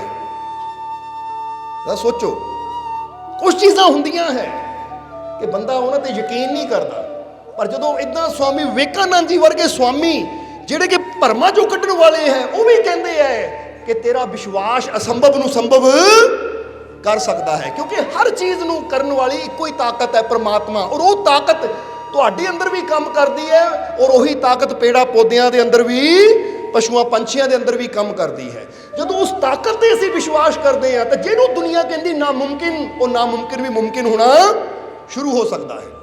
हुण इत्थे असीं आत्म ज्ञान नूं किदां समझना है कि कम से कम मैं इन्ना तो विश्वास कर सकता। ठीक है, बंदा कहता कि मैं हाले इन्ना विश्वास वो नहीं है कि मैं सेब प्रगट कर सका या ऑरेंज प्रगट कर सका, पर मैं इन्ना तो कर सकता है ना कि जो मैं जीवन च कामयाबी चाहता हाँ, सफलता चाहता हाँ, कम से कम वो अपने जीवन च मैं लियाण दी हिम्मत और विश्वास तो पैदा कर सकता कि नहीं। हुण फर्ज करो तुसीं कोई काम करना है या तुहाडे जीवन च कोई प्रॉब्लम है, कोई बीमारी है, इन्ना विश्वास तो कर सकते हो ना तुसीं कि मेरा ये दुख जरूर दूर होएगा, क्योंकि मैनू परमात्मा की शक्ति ते पूरा विश्वास है कि मैनू आराम जरूर आएगा। हुण स्वामी विवेकानंद कहते जी एक विश्वास नाल योगी हवा च सेब पैदा कर सकता है, तो भाई तू तो अपने अंदर तंदुरुस्ती पैदा करनी है, तू तो अपने अंदर खुशी पैदा करनी है, तू तो अपने अंदर वो चीज़ नूं प्राप्त करना जिहदी खातर तू मेहनत कर रहा है। समझ आ रही कि नहीं? हुण फर्ज करो एक बच्चा जिद्दां कई बार दसीदा है, उन्होंने पता मैं पेपरां की तैयारी करनी है, ਤਾਂ ਉਹਨੂੰ ਇੰਨਾ ਤਾਂ ਵਿਸ਼ਵਾਸ ਹੋਣਾ ਚਾਹੀਦਾ ਹੈ ਕਿ ਮੈਂ ਮਿਹਨਤ ਕਰ ਰਿਹਾ ਔਰ ਮੈਨੂੰ ਪੂਰਾ ਵਿਸ਼ਵਾਸ ਹੈ ਕਿ ਕਾਮਯਾਬੀ ਮੈਨੂੰ ਜ਼ਰੂਰ ਮਿਲੇਗੀ। ਔਰ ਜਦੋਂ ਇਸ ਵਿਸ਼ਵਾਸ ਨਾਲ ਇਨਸਾਨ ਚੱਲਦਾ ਹੈ ਔਰ ਇਹ ਵਿਸ਼ਵਾਸ ਸਾਨੂੰ ਪਰਮਾਤਮਾ ਨਾਲ ਜੋੜਦਾ ਹੈ, ਤਾਂ ਫਿਰ ਸਾਡੇ ਜੀਵਨ 'ਚ ਉਹ ਚੀਜ਼ ਕੁਦਰਤ ਨੂੰ ਦੇਣੀ ਵੀ ਪੈਂਦੀ ਹੈ। ਇਸ ਲਈ ਤੁਸੀਂ ਇੱਕ ਲਾਈਨ ਸੁਣੀ ਹੋਏਗੀ ਕਿ ਪਰਮਾਤਮਾ ਹਮੇਸ਼ਾ ਉਹਨਾਂ ਦੀ ਮਦਦ ਕਰਦਾ ਹੈ ਜਿਹੜੇ ਆਪਣੀ ਮਦਦ ਕਰਨ ਨੂੰ ਤਿਆਰ ਹੈ। ਸਮਝ ਰਹੇ ਹੋ ਕਿ ਨਹੀਂ? ਰੱਬ ਕਿਹਨਾਂ ਦੀ ਮਦਦ ਕਰਦਾ ਹੈ? ਜਿਹੜੇ ਆਪਣੀ ਮਦਦ ਕਰਨ ਨੂੰ ਤਿਆਰ ਹੈ। ਹੁਣ ਫਰਜ਼ ਕਰੋ ਇੱਕ ਬੰਦਾ ਕਹਿੰਦਾ ਹੈ ਕਿ ਮੈਂ ਨਸ਼ਾ ਕਰਦਾ ਹਾਂ, ਪਰ ਜੇ ਰੱਬ ਛੁਡਾਏਗਾ ਤਾਂ ਹੀ ਛੁੱਟਣਾ ਹੈ। ਬੋਲੋ ਸਮਝਦੇ ਹੋ ਕਿ ਨਹੀਂ? ਮੈਂ ਨਹੀਂ ਕੋਸ਼ਿਸ਼ ਕਰਨੀ, ਤਾਂ ਇਦਾਂ ਦੇ ਬੰਦੇ ਦਾ ਨਸ਼ਾ ਕਦੀ ਛੁੱਟੇਗਾ ਹੀ ਨਹੀਂ। ਪਰ ਜਿਹੜਾ ਬੰਦਾ ਕਹਿੰਦਾ ਹੈ ਮੈਂ ਪੂਰੀ ਕੋਸ਼ਿਸ਼ ਕਰਨੀ ਹੈ ਔਰ ਮੈਨੂੰ ਰੱਬ ਤੇ ਯਕੀਨ ਹੈ ਮੈਨੂੰ ਸਫਲਤਾ ਜ਼ਰੂਰ ਮਿਲੇਗੀ, ਇਹਦਾ ਮਤਲਬ ਆਪਣੀ ਮਦਦ ਕਰ ਰਿਹਾ ਹੈ ਔਰ ਇਹਦੀ ਮਦਦ ਕਰਨ ਲਈ ਰੱਬ ਵੀ ਤਿਆਰ ਹੋ ਜਾਂਦਾ ਹੈ। ਸਮਝਦੇ ਹੋ ਕਿ ਨਹੀਂ? ਹੁਣ ਇੱਕ ਬੰਦਾ ਕਹਿੰਦਾ ਕਿ ਜੋ ਕਰਨਾ ਰੱਬ ਨੇ ਕਰਨਾ ਹੈ, ਮੈਂ ਕੁਝ ਨਹੀਂ ਕਰਨਾ, ਤੇ ਕੁਦਰਤ ਵੀ ਉਹਦਾ ਸਾਥ ਨਹੀਂ ਦਿੰਦੀ। ਪਰ ਇੱਕ ਦੂਸਰਾ ਬੰਦਾ ਹੈ ਜਿਹੜਾ ਕਹਿੰਦਾ ਜੋ ਮੇਰੇ ਤੋਂ ਹੋ ਸਕੇਗਾ ਮੈਂ ਪੂਰੀ ਕੋਸ਼ਿਸ਼ ਕਰਨੀ ਹੈ, ਬਾਕੀ ਮੈਨੂੰ ਰੱਬ ਤੇ ਯਕੀਨ ਹੈ ਕਿ ਇਹਦੇ ਵਿੱਚ ਮੈਨੂੰ ਕਾਮਯਾਬੀ ਕਹਿ ਦਿਓ ਜ਼ਰੂਰ ਮਿਲੇਗੀ। ਔਰ ਫਿਰ ਕੁਦਰਤ ਵੀ ਕਹਿੰਦੀ ਹੈ ਕਿ ਜਿਹੜਾ ਇਸ ਵਿਸ਼ਵਾਸ ਨਾਲ ਕੋਸ਼ਿਸ਼ ਕਰਦਾ ਹੈ ਫਿਰ ਮੈਨੂੰ ਵੀ ਉਹਦਾ ਸਾਥ ਦੇਣਾ ਪੈਂਦਾ ਹੈ, ਉਹਨੂੰ ਕਾਮਯਾਬੀ ਦੇਣੀ ਪੈਂਦੀ ਹੈ। ਜ਼ਰਾ ਸਮਝਣਾ ਸਾਰਿਆਂ ਨੇ, ਇਹ ਤਾਂ ਕਦੀ ਸੁਣਿਓ ਇੱਥੇ ਕਈ ਵਾਰ ਉਹ ਜ਼ਿਕਰ ਕੀਤਾ ਹੈ, ਪਰ ਇੱਕ ਵਿਚਲੀ ਗੱਲ ਥੋੜੀ ਜਿਹੀ ਦੱਸ ਦਈ। ਅਨੁਰੀਮਾ ਸਿਨਹਾ ਇੱਕ ਲੜਕੀ ਸੀ ਜਿਹੜੀ ਅਪਾਹਿਜ ਸੀ, ਪਰ ਉਹਨੇ ਮਾਊਂਟ ਐਵਰੈਸਟ ਫਤਿਹ ਕੀਤਾ। ਜ਼ਰਾ ਸਮਝਣਾ, ਉਹ ਦੱਸਦੇ ਸੀ ਕਿ ਜਦੋਂ ਮਾਊਂਟ ਐਵਰੈਸਟ ਤੇ ਚੜ ਰਹੇ ਸੀ ਨਾ, ਤਾਂ ਰਸਤੇ 'ਚ ਤੂਫਾਨੀ ਹਵਾਵਾਂ ਆਉਂਦੀਆਂ ਹੈ, ਕਿਉਂਕਿ ਤੂਫਾਨ ਵੀ ਆਉਂਦੇ ਹੈ ਕਿਉਂਕਿ ਬੜੀ ਉਚਾਈ ਤੇ ਹੈ, ਬੜੀਆਂ ਤੇਜ਼ ਹਵਾਵਾਂ ਆਉਂਦੀਆਂ ਹੈ ਕਿ ਬੰਦਾ ਹਿਲ ਜਾਂਦਾ ਹੈ, ਬੰਦਾ ਘਬਰਾ ਜਾਂਦਾ ਹੈ। ਪਰ ਉਹਦੇ ਕੋਚ ਦੱਸਦੇ ਆ ਜਿਹੜੇ ਨਾਲ ਜਾ ਰਹੇ ਸੀ, ਕਹਿੰਦੇ ਜਦੋਂ ਵੀ ਇਦਾਂ ਦੀ ਚੀਜ਼ ਆਉਂਦੀ ਸੀ ਤਾਂ ਉਸ ਵੇਲੇ ਮੈਂ ਉਸ ਲੜਕੀ ਦੇ ਚਿਹਰੇ ਦੀ ਤਰਫ ਦੇਖਦਾ ਸੀ, ਤਾਂ ਉਸ ਲੜਕੀ ਦੇ ਚਿਹਰੇ ਦੀ ਤਰਫ ਦੇਖ ਕੇ ਮੈਂ ਪੁੱਛਦਾ ਸੀ ਬੇਟਾ ਡਰ ਤਾਂ ਨਹੀਂ ਲੱਗਦਾ? ਤਾਂ ਇੱਕੋ ਹੀ ਗੱਲ ਕਹਿੰਦੀ ਸੀ ਕਿ ਨਹੀਂ, ਹੁਣ ਮੈਨੂੰ ਮੌਤ ਦਾ ਡਰ ਨਹੀਂ ਹੈ, ਕਿਉਂਕਿ ਜੇ ਮੈਂ ਮਰਨਾ ਹੀ ਹੁੰਦਾ, ਜੇ ਉਹਨਾਂ ਮੈਨੂੰ ਮਾਰਨਾ ਹੀ ਹੁੰਦਾ ਤਾਂ ਜਦੋਂ ਟ੍ਰੇਨ ਤੋਂ ਗਿਰੀ ਸੀ ਉਦੋਂ ਹੀ ਮਾਰ ਦੇਣਾ ਸੀ। ਜੇ ਉੱਥੇ ਉਹਨਾਂ ਮੈਨੂੰ ਬਚਾਇਆ ਹੈ ਤਾਂ ਹੁਣ ਤਾਂ ਆਪਣੀ ਮਰਜ਼ੀ ਨਾਲ ਜਾ ਰਹੀ ਹਾਂ ਔਰ ਮੈਨੂੰ ਪਤਾ ਹੈ ਉਹ ਇਹ ਕੰਮ 'ਚ ਮੈਨੂੰ ਕਾਮਯਾਬੀ ਵੀ ਜ਼ਰੂਰ ਦੇਵੇਗਾ। ਇਹਨੂੰ ਕਹਿੰਦੇ ਹਿੰਮਤ। ਇੱਥੇ ਤੁਸੀਂ ਵੀ ਸੋਚਣਾ ਹੈ ਕਿ ਜੇ ਉਸ ਮਾਲਿਕ ਨੇ ਅੱਜ ਮੈਂ ਬੈਠਾ ਹਾਂ, ਸਵਾਸ ਲੈ ਰਿਹਾ ਹਾਂ, ਮੇਰਾ ਦਿਲ ਧੜਕ ਰਿਹਾ, ਤੇ ਇਹਦਾ ਮਤਲਬ ਹੈ ਉਹਨੇ ਮੈਨੂੰ ਦੁਨੀਆ ਤੇ ਭੇਜਿਆ ਹੈ।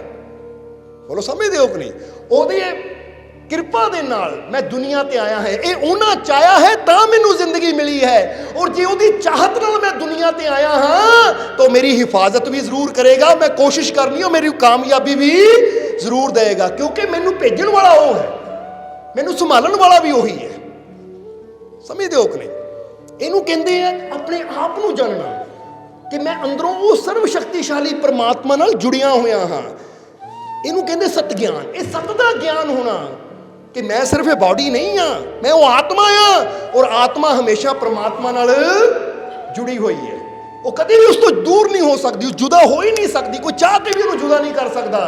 ਇਸ ਲਈ ਜੇ ਮੈਂ ਉਹ ਤੋਂ ਜੁਦਾ ਨਹੀਂ ਆ ਤਾਂ ਫਿਰ ਮੈਂ ਕਮਜ਼ੋਰ ਵੀ ਨਹੀਂ ਆ, ਫਿਰ ਮੈਂ ਕਮਜ਼ੋਰ ਵੀ ਨਹੀਂ ਆ, ਕਿਉਂਕਿ ਜਿਹੜੀ ਚੀਜ਼ ਪ੍ਰਭੂ ਨਾਲ, ਪਰਮਾਤਮਾ ਨਾਲ, ਉਸ ਮਾਲਿਕ ਨਾਲ ਜੁੜੀ ਹੋਵੇ ਉਹ ਕਮਜ਼ੋਰ ਕਦੀ ਹੋ ਹੀ ਨਹੀਂ ਸਕਦੀ।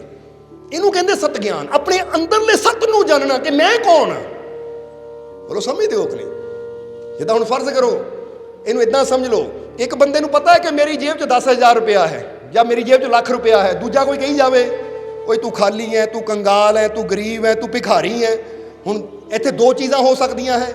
ਇੱਕ ਬੰਦਾ ਉਹ ਹੈ ਜਿਹੜਾ ਦੂਜਿਆਂ ਦੀ ਗੱਲ ਸੁਣ ਕੇ ਆਪਣੇ ਆਪ ਨੂੰ ਭਿਖਾਰੀ ਸਮਝਣਾ ਸ਼ੁਰੂ ਕਰ ਦਿੰਦਾ ਹੈ, ਆਪਣੇ ਆਪ ਨੂੰ ਗਰੀਬ ਸਮਝਣਾ ਸ਼ੁਰੂ ਕਰ ਦਿੰਦਾ ਹੈ ਕਿ ਦੂਜੇ ਨੇ ਕਹਿਤਾ ਤੂੰ ਭਿਖਾਰੀ ਹੈ, ਤੂੰ ਗਰੀਬ ਹੈ, ਤੇਰੇ ਪੱਲੇ ਕੁਝ ਵੀ ਹੈ ਨਹੀਂ ਤਾਂ ਮੈਂ ਮੰਨ ਲਵਾਂ। ਪਰ ਇੱਕ ਦੂਜੇ ਕਿਸਮ ਦਾ ਇਨਸਾਨ ਹੁੰਦਾ ਹੈ, ਉਹ ਕੀ ਕਹਿੰਦਾ ਹੈ ਜਦੋਂ ਦੂਜਾ ਕੋਈ ਕਹਿੰਦਾ ਹੈ ਨਾ ਓਏ ਤੂੰ ਗਰੀਬ ਹੈ, ਤੂੰ ਭਿਖਾਰੀ ਹੈ, ਤੇਰੇ ਪੱਲੇ ਕੁਝ ਹੈ ਨਹੀਂ, ਉਹ ਮਨ 'ਚ ਹੱਸਦਾ ਹੈ। ਕਿਉਂ?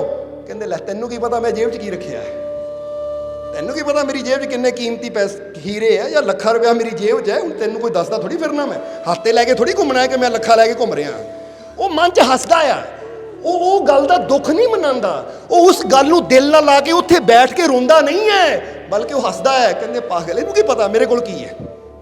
ਇਹ ਦੱਸਣਾ ਕੀ ਚਾਹੁੰਦੇ ਆ? ਤੁਸੀਂ ਵੀ ਇਹੀ ਚੀਜ਼ ਹਮੇਸ਼ਾ ਯਾਦ ਰੱਖੋ ਕਿ ਕੋਈ ਤੁਹਾਨੂੰ ਕਵੇ ਤੇਰੇ ਪੱਲੇ ਕੁਛ ਹੈ ਨਹੀਂ, ਤੂੰ ਗਰੀਬ ਹੈ, ਤੂੰ ਲਾਚਾਰ ਹੈ, ਤੂੰ ਕਾਮਯਾਬ ਨਹੀਂ ਹੋ ਸਕਦਾ, ਤੈਨੂੰ ਸਫਲਤਾ ਨਹੀਂ ਮਿਲ ਸਕਦੀ, ਤੇਰੇ ਜੀਵਨ 'ਚ ਖੁਸ਼ੀਆਂ ਨਹੀਂ ਆ ਸਕਦੀਆਂ, ਤੈਨੂੰ ਤਰੱਕੀ ਨਹੀਂ ਮਿਲ ਸਕਦੀ। ਜਦੋਂ ਕੋਈ ਇੱਦਾਂ ਦੀਆਂ ਗੱਲਾਂ ਕਰੇ ਤਾਂ ਹੱਸੋ ਮਨ 'ਚ ਕਿ ਲੈ ਤੈਨੂੰ ਕੀ ਪਤਾ ਮੇਰੇ ਅੰਦਰ ਕਿਹੜੀ ਤਾਕਤ ਹੈ, ਤੈਨੂੰ ਕੀ ਪਤਾ ਮੇਰੇ ਅੰਦਰ ਕਿਹੜੀ ਸ਼ਕਤੀ ਹੈ, ਤੈਨੂੰ ਕੀ ਪਤਾ ਮੈਨੂੰ ਪੈਦਾ ਕਰਨ ਵਾਲਾ ਕੌਣ ਹੈ। ਸਮਝਦੇ ਹੋ ਕਿ ਨਹੀਂ? ਔਰ ਇਹ ਉਹੀ ਕਰ ਸਕਦਾ ਜਿਹੜਾ ਸੱਤ ਨੂੰ ਮੰਨ ਲੈਂਦਾ ਹੈ ਕਿ ਮੈਂ ਉਹ ਪਰਮਾਤਮਾ ਦਾ ਅੰਸ਼ ਹਾਂ, ਉਹ ਪਰਮਾਤਮਾ ਮੇਰੇ ਤੋਂ ਜੁਦਾ ਨਹੀਂ ਤਾਂ ਮੈਂ ਆਪਣੇ ਪਿਤਾ ਪਰਮਾਤਮਾ ਤੋਂ ਜੁਦਾ ਨਹੀਂ ਹਾਂ। ਜਦੋਂ ਇਸ ਗੱਲ ਤੇ ਅਸੀਂ ਯਕੀਨ ਕਰਦੇ ਨਾ, ਫਿਰ ਲੋਕਾਂ ਦੀਆਂ ਗੱਲਾਂ ਤਾਂ ਸਾਡੇ ਤੇ ਕੋਈ ਅਸਰ ਨਹੀਂ ਹੁੰਦਾ। ਪਰ ਕਈ ਲੋਕ ਹੁੰਦੇ ਹੈ ਕਿ ਦੂਸਰਾ ਕਹਿੰਦਾ ਤੂੰ ਕਦੀ ਠੀਕ ਨਹੀਂ ਹੋਣਾ, ਤੈਨੂੰ ਕਦੀ ਕਾਮਯਾਬੀ ਨਹੀਂ ਮਿਲਣੀ, ਤੂੰ ਨਲਾਇਕ ਹੈ, ਓਏ ਤੂੰ ਕਦੀ ਸਫਲ ਹੋ ਹੀ ਨਹੀਂ ਸਕਦਾ, ਤਾਂ ਬੰਦਾ ਸੁਣ ਕੇ ਰੋਣਾ ਸ਼ੁਰੂ ਕਰ ਦਿੰਦਾ ਜਾਂ ਉਦਾਸ ਹੋ ਕੇ ਨਿਰਾਸ਼ ਹੋ ਕੇ ਬਹਿ ਜਾਂਦਾ ਹੈ। ਕਿਉਂ ਬਹਿ ਜਾਂਦਾ ਹੈ? ਕਿਉਂਕਿ ਉਹਨੂੰ ਆਪਣੀ ਅੰਦਰਲੀ ਉਹ ਸ਼ਕਤੀ ਤੇ ਵਿਸ਼ਵਾਸ ਨਹੀਂ ਹੁੰਦਾ। ਉਹ ਲੋਕਾਂ ਦੀਆਂ ਗੱਲਾਂ ਸੁਣ ਕੇ ਉਹਨਾਂ ਦੀਆਂ ਗੱਲਾਂ ਤੇ ਯਕੀਨ ਕਰਕੇ ਰੋਣਾ ਜਾਂ ਦੁਖੀ ਹੋਣਾ ਸ਼ੁਰੂ ਕਰ ਦਿੰਦਾ ਹੈ। ਇਸ ਲਈ ਇੱਥੇ ਸੰਤ ਪਲਟੂ ਦਾਸ ਕਹਿੰਦੇ ਕਿ ਸੰਗਤ ਐਸੀ ਕੀਜੀਏ ਜਹਾਂ ਉਪਜੇ ਸਤ ਗਿਆਨ, ਪਲਟੂ ਤਹਾਂ ਨਾ ਬੈਠੀਏ ਘਟਕੀ ਹੋਵੇ ਹਾਨ। ਕਿ ਉਹਨਾਂ ਦੀਆਂ ਗੱਲਾਂ ਨਾ ਸੁਣ ਕੇ ਜਿਹੜੀ ਤੈਨੂੰ ਹਾਨ ਦਾ ਮਤਲਬ ਹੈ ਨੁਕਸਾਨ, ਹਾਨੀ ਪਹੁੰਚਾਉਣ, ਇਦਾਂ ਦੀ ਜਗ੍ਹਾ ਨਾ ਬੈਠ, ਬਲਕਿ ਉੱਥੇ ਬੈਠ ਜਿੱਥੇ ਤੈਨੂੰ ਸਤ ਦਾ ਗਿਆਨ ਮਿਲੇ ਕਿ ਮੈਂ ਕੌਣ ਹਾਂ, ਕਿਹੜੀ ਸ਼ਕਤੀ ਮੇਰੇ ਅੰਦਰ ਕੰਮ ਕਰਦੀ ਹੈ, ਕਿਹੜੀ ਤਾਕਤ ਮੇਰੇ ਅੰਦਰ ਕੰਮ ਕਰਦੀ ਹੈ। ਹੁਣ ਜ਼ਰਾ ਜਵਾਬ ਦੇਣਾ ਸਾਨੂੰ ਕਿ ਕੋਈ ਚੀਜ਼ ਤੁਸੀਂ ਪਕੜਦੇ ਹੋ, ਕੋਈ ਚੀਜ਼ ਪਕੜਦੇ ਹੋ, ਚਾਹੇ ਵਜਨ ਉਠਾਉਂਦੇ ਹੋ, ਤਾਂ ਕੌਣ ਉਠਾਉਂਦਾ ਉਹ ਵਜਨ? ਤੁਹਾਡਾ ਹੱਥ ਉਠਾਉਂਦਾ ਹੈ, ਨਜ਼ਰ ਤਾਂ ਆ ਰਿਹਾ ਹੱਥ, ਪਰ ਉਠਾਉਣ ਵਾਲੀ ਤਾਕਤ ਕਿਹੜੀ ਹੈ? ਪਤਾ ਲੱਗਦਾ ਕਿ ਨਹੀਂ? ਹੁਣ ਬੰਦਾ ਕਹਿੰਦਾ ਮੈਂ ਇਸ ਹੱਥ ਨਾਲ 10 ਕਿਲੋ ਦਾ ਡੰਬਲ ਉਠਾ ਲਿਆ ਜਾਂ weight ਉਠਾ ਲਿਆ, ਮੈਂ ਨਜ਼ਰ ਆਣਾ ਕਿ ਹੱਥ ਨੇ ਉਠਾਇਆ, ਪਰ ਹੱਥ ਨਹੀਂ ਉਠਾ ਰਿਹਾ। ਹੱਥ ਦੇ ਅੰਦਰ ਬਰੀਕ ਬਰੀਕ ਨਾੜੀਆਂ ਹੈ ਜਿਹੜੀਆਂ ਉਹ ਐਕਸ਼ਨ ਲੈ ਰਹੀਆਂ ਹੈ, ਪਰ ਉਹ ਨਾੜੀਆਂ 'ਚ ਜਿਹੜੀ એનર્ਜੀ ਊਰਜਾ ਹੈ ਉਹ ਕਿਹੜੀ ਹੈ? ਉਹ ਆਤਮਾ ਦੀ એનર્ਜੀ ਹੈ। ਹੁਣ ਅਗਰ ਆਤਮਾ ਹੀ ਅੰਦਰ ਨਾ ਹੋਵੇ, એનર્ਜੀ ਅੰਦਰ ਨਾ ਹੋਵੇ, ਤਾਂ ਮੁਰਦੇ ਦੇ ਹੱਥ ਵਿੱਚ ਰੱਖ ਦਿਓ ਵਜਨ, ਫੜਾ ਦਿਓ ਉਹਨੂੰ ਵਜਨ, ਕਿ ਲੈ ਵੀ ਚੱਕ ਕੇ ਦਿਖਾ ਦੇ, ਉਹ ਚੱਕ ਦੇਗਾ। ਸੋ ਕਹਿਣ ਦਾ ਮਤਲਬ ਕਿ ਨਜ਼ਰ ਆਉਂਦਾ ਹੈ ਸਰੀਰ, ਪਰ ਅੰਦਰ ਤਾਕਤ ਉਹੀ ਕੰਮ ਕਰਦੀ ਹੈ, ਆਤਮਾ ਦੀ ਤਾਕਤ। ਤਾਂ ਹੀ ਤਾਂ ਜਦੋਂ ਆਤਮਾ ਨਿਕਲ ਗਈ, ਸਰੀਰ ਮਿੱਟੀ, ਆਤਮਾ ਹੈ ਤਾਂ ਜ਼ਿੰਦਗੀ ਹੈ। ਹੁਣ ਜ਼ਰਾ ਸਮਝਣਾ, ਅਸੀਂ ਕਈ ਵਾਰ ਇਹ ਸਵਾਲ ਕਰੀਦਾ ਹੈ, ਇੱਕ ਵਾਰ ਫਿਰ ਇੱਥੇ ਕਰਾਂਗੇ ਕਿ ਤੁਸੀਂ ਪਰਮਾਤਮਾ ਨੂੰ ਸ਼ਕਤੀਸ਼ਾਲੀ ਮੰਨਦੇ ਹੋ ਨਾ? ਜੇ ਮੰਨਦੇ ਹੋ ਤਾਂ ਫਿਰ ਇਹ ਵਿਸ਼ਵਾਸ ਵੀ ਕਰਨਾ ਸ਼ੁਰੂ ਕਰੋ ਕਿ ਉਹ ਸ਼ਕਤੀਸ਼ਾਲੀ ਦੀ ਸ਼ਕਤੀ ਹੀ ਮੇਰੇ ਅੰਦਰ ਕੰਮ ਕਰ ਰਹੀ ਹੈ। ਸਮਝਦੇ ਹੋ ਕਿ ਨਹੀਂ? ਔਰ ਇੱਥੇ ਇੱਕ ਗੱਲ ਹੋਰ ਯਾਦ ਰੱਖਣਾ ਕਿ ਜਦੋਂ ਸਤ ਗਿਆਨ ਦੀ ਗੱਲ ਆਉਂਦੀ ਹੈ ਤਾਂ ਇਹ ਵੀ ਚੀਜ਼ ਸੱਤ ਹੈ ਕਿ ਸਾਰੀਆਂ ਚੀਜ਼ਾਂ ਦਾ ਦਾਤਾ, ਸਭ ਨੂੰ ਰਿਜ਼ਕ ਦੇਣ ਵਾਲਾ, ਸਭ ਨੂੰ ਖੁਸ਼ੀਆਂ ਦੇਣ ਵਾਲਾ, ਸਭ ਨੂੰ ਤੰਦਰੁਸਤੀ ਦੇਣ ਵਾਲਾ ਦਾਤਾ ਇੱਕੋ ਹੀ ਹੈ, ਜਿਹਨੂੰ ਵਾਹਿਗੁਰੂ, ਅੱਲਾ, ਪਰਮਾਤਮਾ, ਪ੍ਰਭੂ, ਉਹ ਮਾਲਿਕ, ਰਾਮ, ਰਹੀਮ ਕਿਹਾ ਜਾਂਦਾ ਹੈ। ਯਾਨੀ ਉਹ ਪਰਮਾਤਮਾ, ਉਹ ਪ੍ਰਭੂ ਰਹੀਮ ਜੋ ਸਭ ਤੇ ਰਹਿਮ ਕਰਨ ਵਾਲਾ ਹੈ, ਜੋ ਸਭ ਨੂੰ ਦੇਣ ਵਾਲਾ ਹੈ। ਇਹ ਗੱਲ ਨੂੰ ਵੀ ਮੰਨ ਲੈਣਾ, ਇਹ ਹੈ ਸਤ ਗਿਆਨ, ਕਿ ਸਭ ਨੂੰ ਦੇਣ ਵਾਲਾ, ਸਾਰੀਆਂ ਦਾਤਾਂ ਦਾ ਮਾਲਿਕ, ਜਾਂ ਮੈਨੂੰ ਰਿਜ਼ਕ ਦੇਣਾ, ਤੰਦਰੁਸਤੀ ਦੇਣਾ, ਖੁਸ਼ੀਆਂ ਦੇਣਾ, ਆਨੰਦ ਦੇਣਾ ਮੇਰੇ ਇਹਦੇ ਹੱਥ 'ਚ ਹੈ, ਉਹ ਮਾਲਿਕ ਦੇ ਹੱਥ 'ਚ ਹੈ। ਜਦੋਂ ਇਨਸਾਨ ਇਸ ਚੀਜ਼ ਤੇ ਵਿਸ਼ਵਾਸ ਕਰ ਲੈਂਦਾ ਤਾਂ ਫਿਰ ਉਹਦੀ ਟੈਨਸ਼ਨ, ਉਹਦੀ ਚਿੰਤਾ ਮੁੱਕਣੀ ਸ਼ੁਰੂ ਹੋ ਜਾਂਦੀ ਹੈ। ਇਹਨੂੰ ਇਦਾਂ ਸਮਝ ਲਓ ਕਿ ਥੋੜਾ ਖੁੱਲ ਕੇ ਸਮਝਾ ਦਈਏ ਤੁਹਾਨੂੰ, ਕਿ ਜਿਸ ਤਰ੍ਹਾਂ ਇੱਕ ਬੱਚਾ ਸੋਚੇ ਕਿ ਬਈ ਮੈਂ ਇਹ ਦੁੱਧ ਨਹੀਂ ਪੀਣਾ ਮਾਂ ਦਾ, ਕਿਤੇ ਦੁੱਧ ਘਟ ਨਾ ਜਾਵੇ। ਬੋਲੋ ਸਮਝਦੇ ਹੋ ਕਿ ਨਹੀਂ? ਕਿਤੇ ਹੁਣ ਮੈਂ ਦੁੱਧ ਪੀ ਲਿਆ, ਪਤਾ ਨਹੀਂ ਕੱਲ ਨੂੰ ਮਿਲਣਾ ਜਾਂ ਪਰਸੋਂ ਨੂੰ ਮਿਲਣਾ ਜਾਂ ਨਹੀਂ ਮਿਲਣਾ। ਜਾਂ ਇੱਕ ਬੰਦਾ ਸੋਚੇ ਕਿ ਲੈ ਜੇ ਮੈਂ ਖੂਹ 'ਚੋਂ ਪਾਣੀ ਪੀ ਲਿਆ ਤਾਂ ਪਤਾ ਨਹੀਂ ਕਿਤੇ ਪਾਣੀ ਘਟ ਨਾ ਜਾਵੇ, ਕੱਲ ਨੂੰ ਮਿਲਣਾ, ਪਰਸੋਂ ਨੂੰ ਮਿਲਣਾ ਜਾਂ ਨਹੀਂ। ਜਾਂ ਮੈਂ ਪੇੜ ਤੋਂ ਤੋੜ ਕੇ ਫਲ ਨਹੀਂ ਖਾਣਾ, ਕਿਤੇ ਫਲ ਤੋੜ ਲਿਆ, ਪਤਾ ਨਹੀਂ ਕੱਲ ਨੂੰ ਲੱਗਣਾ ਜਾਂ ਨਹੀਂ ਲੱਗਣਾ। ਬੋਲੋ ਸਮਝਦੇ ਹੋ ਕਿ ਨਹੀਂ? ਜਿਹੜਾ ਇਨਸਾਨ ਇੱਦਾਂ ਦੀ ਸੋਚ ਰੱਖੇਗਾ ਉਹ ਇਨਸਾਨ ਸਦਾ ਭੁੱਖਾ, ਦੁਖੀ, ਪਰੇਸ਼ਾਨ ਹੀ ਰਹੇਗਾ, ਕਿਉਂਕਿ ਉਹਦਾ ਧਿਆਨ ਕਿੱਧਰ ਰਹੇਗਾ? ਫਲ ਤੋੜ ਲਿਆ ਤਾਂ ਪੇੜਾਂ ਤੋਂ ਫਲ ਮੁੱਕ ਜਾਣੇ ਹੈ, ਪਾਣੀ ਪੀ ਲਿਆ ਤਾਂ ਖੂਹ 'ਚੋਂ ਪਾਣੀ ਮੁੱਕ ਜਾਣਾ ਹੈ।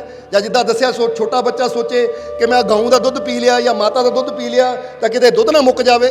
ਪਰ ਜਿਹਨੂੰ ਵਿਸ਼ਵਾਸ ਹੈ ਉਹ ਟੈਨਸ਼ਨ ਨਹੀਂ ਲੈਂਦਾ, ਉਹਨੂੰ ਪਤਾ ਹੈ ਮੈਂ ਫਲ ਜਿੰਨੇ ਮਰਜ਼ੀ ਤੋੜਾਂ, ਕਿਉਂਕਿ ਦੁਬਾਰਾ ਫਲ ਲਾਉਣ ਵਾਲੀ ਬੜੀ ਸ਼ਕਤੀ ਉਹ ਪਰਮਾਤਮਾ, ਜਿਹਦੇ ਭੰਡਾਰਿਆਂ 'ਚ ਕਦੀ ਕਮੀ ਨਹੀਂ ਆਈ ਹੈ। ਚਾਹੇ ਮੈਂ ਹਰ ਸਾਲ ਪੇਟੀਆਂ ਭਰ ਕੇ ਫਲ ਤੋੜਾਂ, ਪਰ ਉਹ ਪਰਮਾਤਮਾ ਇੰਨਾ ਬੇਅੰਤ ਹੈ ਕਿ ਅਗਲੇ ਸਾਲ ਉਹਨਾਂ ਫਿਰ ਲਾ ਦੇਣੇ ਹੈ। ਚਾਹੇ ਖੂਹ 'ਚੋਂ ਬਾਲਟੀਆਂ ਕੱਢ ਕੇ ਪਾਣੀ ਦੀਆਂ ਪੀਵਾਂ, ਕਿਉਂਕਿ ਖੂਹ 'ਚ ਪਾਣੀ ਦੇਣ ਵਾਲਾ, ਬਣਾਉਣ ਵਾਲਾ ਉਹ ਪਰਮਾਤਮਾ ਹੈ, ਉਹਨਾਂ 'ਚ ਕਮੀ ਨਹੀਂ ਆਣ ਦੇਣੀ। ਚਾਹੇ ਮੈਂ ਗਾਉਂ 'ਚੋਂ, ਹਾਂ ਗਾਉਂ ਬਿਰਧ ਹੋ ਜਾਂਦੀ ਹੈ ਤਾਂ ਗੱਲ ਹੋਰ ਹੋ ਜਾਂਦੀ ਹੈ, ਨਹੀਂ ਤਾਂ ਜਦ ਤੱਕ ਉਹ ਵਕਤ ਹੁੰਦਾ ਹੈ ਕਿ ਮੈਂ ਜਿੰਨਾ ਮਰਜ਼ੀ ਦੁੱਧ ਚੋਈ ਜਾਵਾਂ, ਅੱਜ ਦੁੱਧ ਦੀ ਬਾਲਟੀ ਭਰੀ, ਕੱਲ ਸ਼ਾਮ ਤੱਕ ਫਿਰ ਦੁੱਧ ਤਿਆਰ ਹੋ ਜਾਣਾ, ਕਿਉਂਕਿ ਉਹਦੇ ਅੰਦਰ ਦੁੱਧ ਤਿਆਰ ਕਰਨ ਵਾਲੀ ਸ਼ਕਤੀ ਉਹ ਪਰਮਾਤਮਾ ਹੈ। ਜਦੋਂ ਇਨਸਾਨ ਉਸ ਚੀਜ਼ ਤੇ ਯਕੀਨ ਕਰਦਾ ਤਾਂ ਫਿਰ ਬੰਦੇ ਨੂੰ ਕਦੀ ਕੋਈ ਚਿੰਤਾ, ਕੋਈ ਟੈਨਸ਼ਨ, ਕੋਈ ਕਮੀ ਰਹਿੰਦੀ ਨਹੀਂ ਹੈ, ਕਿਉਂਕਿ ਉਹਨੂੰ ਪਤਾ ਹੈ ਕਿ ਮੈਂ ਜਿੰਨਾ ਮਰਜ਼ੀ ਉਹਦੀ ਰਹਿਮਤ ਦਾ ਇਸਤੇਮਾਲ ਕਰਾਂ, ਮੈਨੂੰ ਕਮੀ ਕਦੀ ਆ ਹੀ ਨਹੀਂ ਸਕਦੀ। ਸਮਝਦੇ ਹੋ ਕਿ ਨਹੀਂ? ਕਿਉਂਕਿ ਇਨਸਾਨ ਹਮੇਸ਼ਾ ਦੁਖੀ ਕਿਉਂ ਹੁੰਦਾ ਹੈ? ਹਾਏ ਕਿਤੇ ਆਹ ਚੀਜ਼ ਨਾ ਘਟ ਜਾਵੇ, ਹਾਏ ਕਿਤੇ ਉਹ ਚੀਜ਼ ਨਾ ਘਟ ਜਾਵੇ।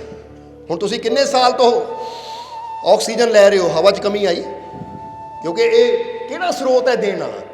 ਇਸ ਲਈ ਆਪਣੇ ਜੀਵਨ ਦੇ ਵਿੱਚ ਕਦੀ ਇਹ ਨਾ ਸੋਚੋ ਕਿ ਮੈਨੂੰ ਪੈਸੇ ਦੀ ਕਮੀ ਆ ਜਾਏਗੀ, ਜਾਂ ਮੈਨੂੰ ਆਹ ਚੀਜ਼ ਦੀ ਕਮੀ ਆ ਜਾਏਗੀ, ਮੈਨੂੰ ਤੰਦਰੁਸਤੀ ਦੀ ਕਮੀ ਆ ਜਾਏਗੀ, ਆਉਣ ਵਾਲੇ ਸਮੇਂ 'ਚ ਕਿਤੇ ਮੈਂ ਬਿਮਾਰ ਨਾ ਜ਼ਿਆਦਾ ਹੋ ਜਾਵਾਂ, ਮੈਨੂੰ ਪਰੇਸ਼ਾਨੀਆਂ ਨੇ ਜ਼ਿਆਦਾ ਆਉਣ। ਇਹ ਸੋਚੋ ਕਿ ਸਾਰੀਆਂ ਚੀਜ਼ਾਂ ਦਾ ਦਾਤਾ ਇੱਕ ਪਰਮਾਤਮਾ ਹੈ।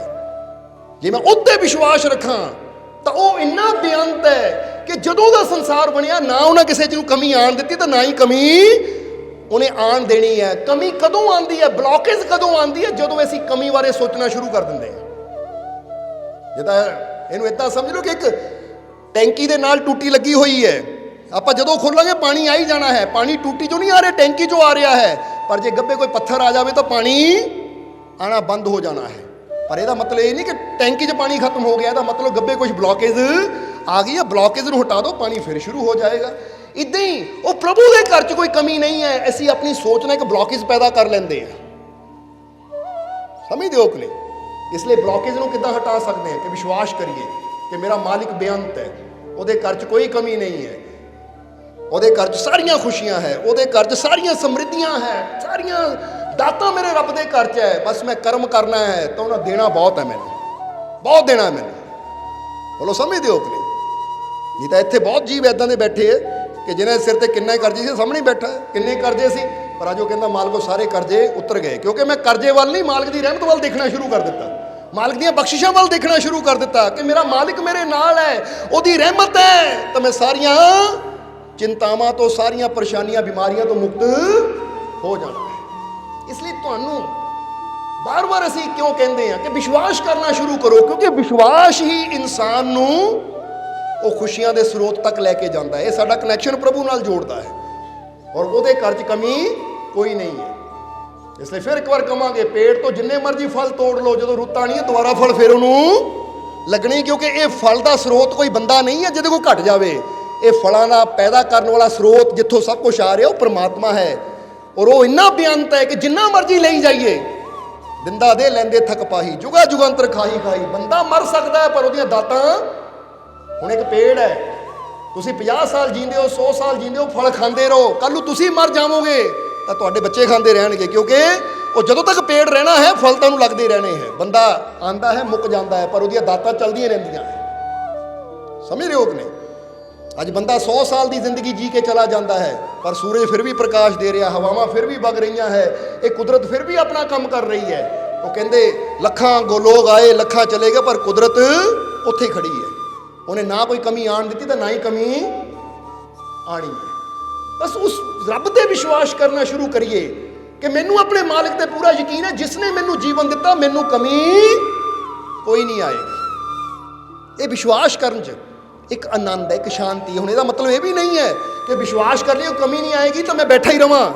ਇੱਥੇ ਪਹਿਲੇ ਹੀ ਦੱਸਿਆ ਕਿ ਰੱਬ ਵੀ ਉਹਨਾਂ ਦੀ ਮਦਦ ਕਰਦਾ ਜਿਹੜੇ ਆਪਣੀ ਮਦਦ ਕਰਨ ਨੂੰ ਤਿਆਰ ਹੈ।